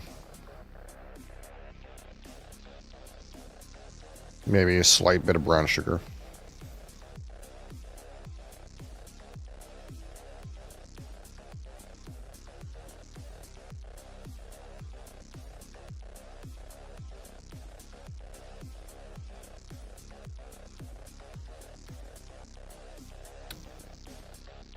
Palate definitely drinks like 40% alcohol. It's got some flavor there, but it really, you know, it's tame, it's smooth, it's approachable, it's all the sweetnesses. It's very easy to drink. I think that's kind of like the idea here, right? Like, you know, that's going to bring some of that molasses cookie, some of that brown sugar, a little bit of winey component. But at 40% alcohol, it's made to go down easy and be very tame. Not any challenge there, really, in terms of challenging spiky flavors. Everything's well-rounded and very drinkable. And of course, while that's good for drinkability, that makes things not very exciting. It's pretty predictable, and you know, nothing too interesting happening, I suppose. So at 25, let's talk about the aroma.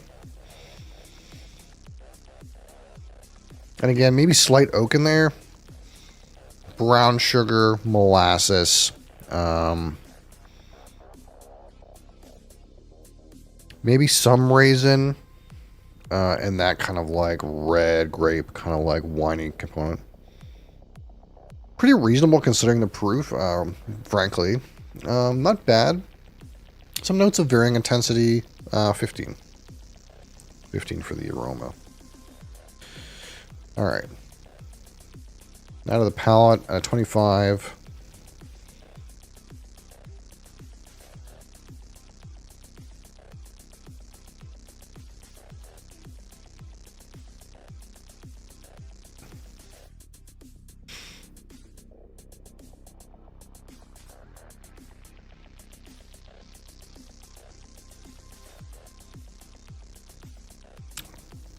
Yeah, unfortunately, pretty lacking with palate flavor. Again, some slight sweet molasses notes, slight red grape note. Not a lot of challenge, not a lot of intensity.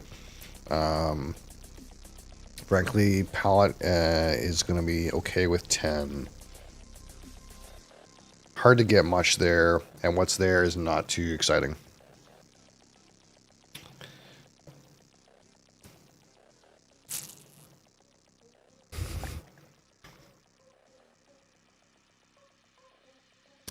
And on the finish, a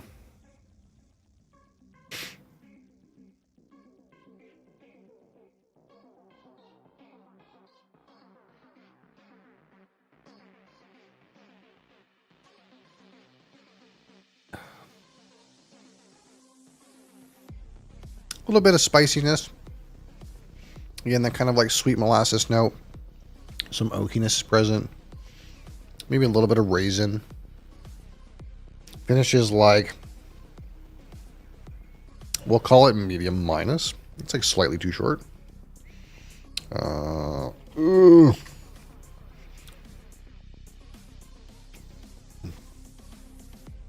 Not bad of a finish though. A good array of notes. I'll call it 15. That's fair.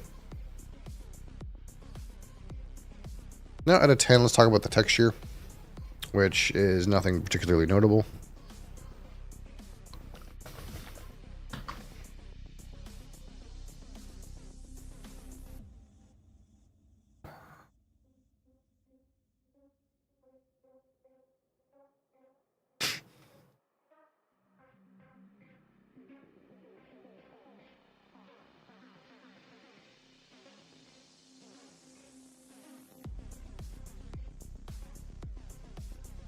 Fairly thin for me. Not the worst. 2. Give it 2. Now out of 15, my personal experience with this Courvoisier VSOP cognac. Which again, it's not bad among the other VSOPs that I've personally had. It's a little tame on the palate, but a lot of these big brand cognacs are quite tame on the palate. It has a nice, pleasant flavor profile, but if not lacking, if not imaginative, nothing too interesting happening. Kind of like what you expect is what you get, and on the sweeter end of what you would expect. Again, that sugar, molasses, syrup end of the spectrum, the sweeter of the major brands, in my experience. So in that way, while it doesn't necessarily do anything interesting in terms of challenge or complexity, it does kind of have a place. Again, we try to ask, why would you purchase this bottle over any other bottle, I suppose, of VSOP cognac. And for this one, again, it's smooth and easy to drink, and it's on the sweet end. It's mostly the sweet components. So if that's what you want, this is kind of like what you would probably go for. It kind of aces in that space, I suppose. Not particularly interesting for me personally. It's not my preference, but oh, Mosley, you're knocking stuff over, man. No, go. You're knocking stuff over. Classic Mosley. Comes up here and starts shit. But it has a place. This has a place. Just like Mosley has a place when he's not knocking shit over. So at 15, we'll call this, mid-distinct. We'll give it 6. It has a place. Doesn't stand out, but it's a distinct offering with its own purpose, I suppose. So at 100, if we go 15, 15, and 10, and 2 and 6, we get a 48 out of 100. And this is okay. It's okay. It's almost good, but it's just okay. It's an okay cognac. It's okay. Not bad. Not good. Okay. And that's kind of like what I expected, It's, again, it's hard at 40% alcohol to really kind of punch heavy enough to be interesting. And I don't know that that's what this is for, right? Again, at the end of the day, just because I rate it low doesn't mean it's not a good beverage. It depends on your purpose, right? My ratings, they have to do with, if you want to sit and think about a spirit and have it be thought-provoking and challenging and unique and interesting, that's what's really going to score highly for me. And this does none of those things for the most part. But if you want something sweet and approachable and easy to drink that has generally cognac flavors, especially on the sweeter end, absolutely, why not? It's mid-price point. It's not, the $300 bottle. It's not the dirt cheap bottle. It's pretty reasonable, despite it not necessarily being a super high scorer for me.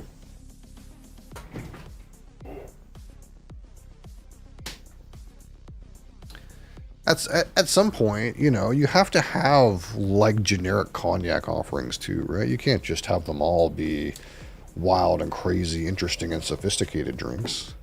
Some of them have to be just cognac, just the standard buck standard,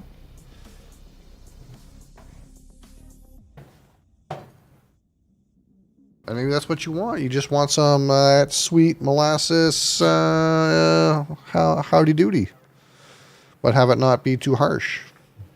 So you go over the VSOP. I don't know. Not bad, but not super good.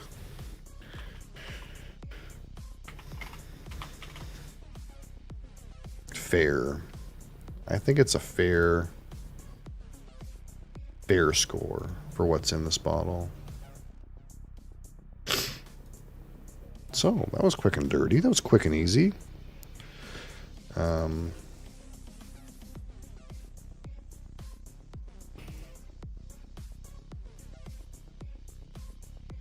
We have some time. We do have a little bit of time.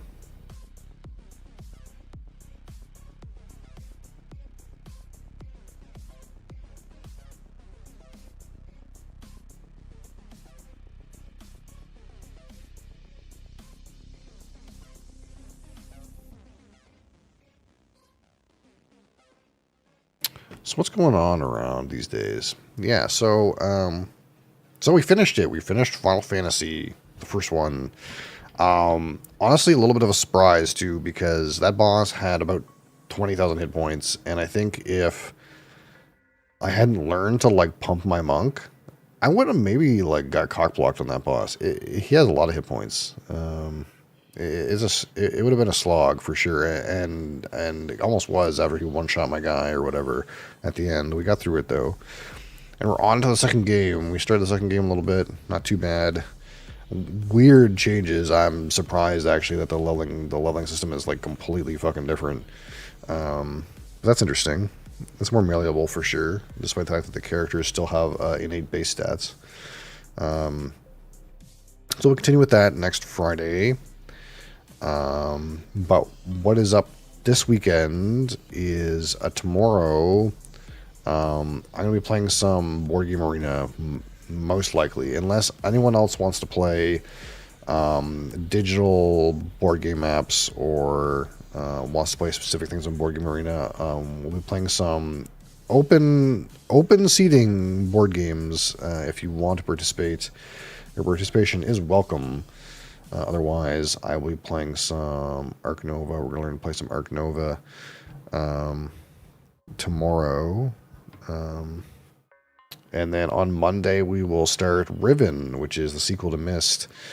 So, of course, we finished Myst, and we found how to create the link books, and we sussed out how to create the Riven link book, in which Gen, I'm assuming, is Idros's father, who has been locked in Riven. So, but apparently his wife Catherine is also on Riven for some reason. So we'll go to Riven and potentially free Catherine, and or see what's up with his father Gen and why he has been locked there, and another puzzling adventure, I suppose, where we will be completely confused for a few hours and have no idea what the fuck to do, and then everything will come together, as it seems to. Then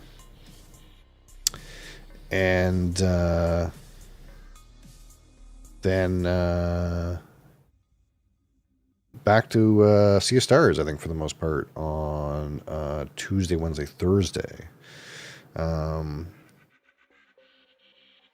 And of course, if any guys are interested in asymmetric board games, if you want to play like a turn once a day, that kind of thing, I'll be posting some options for that in the Discord. So if you want to hang out in the Discord, there's going to be some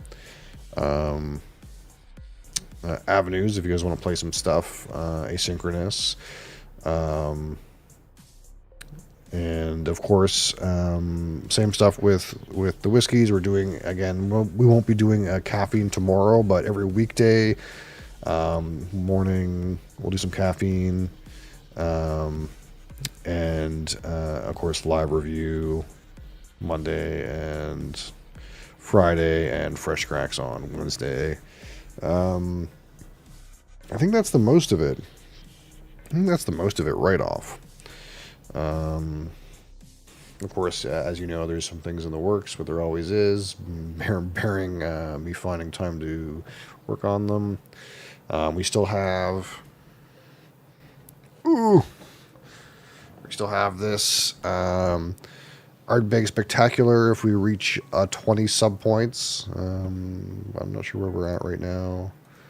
12 out of 20. If we reach 20, we'll get out this limited edition Ardbeg Port Barrel thingamabob.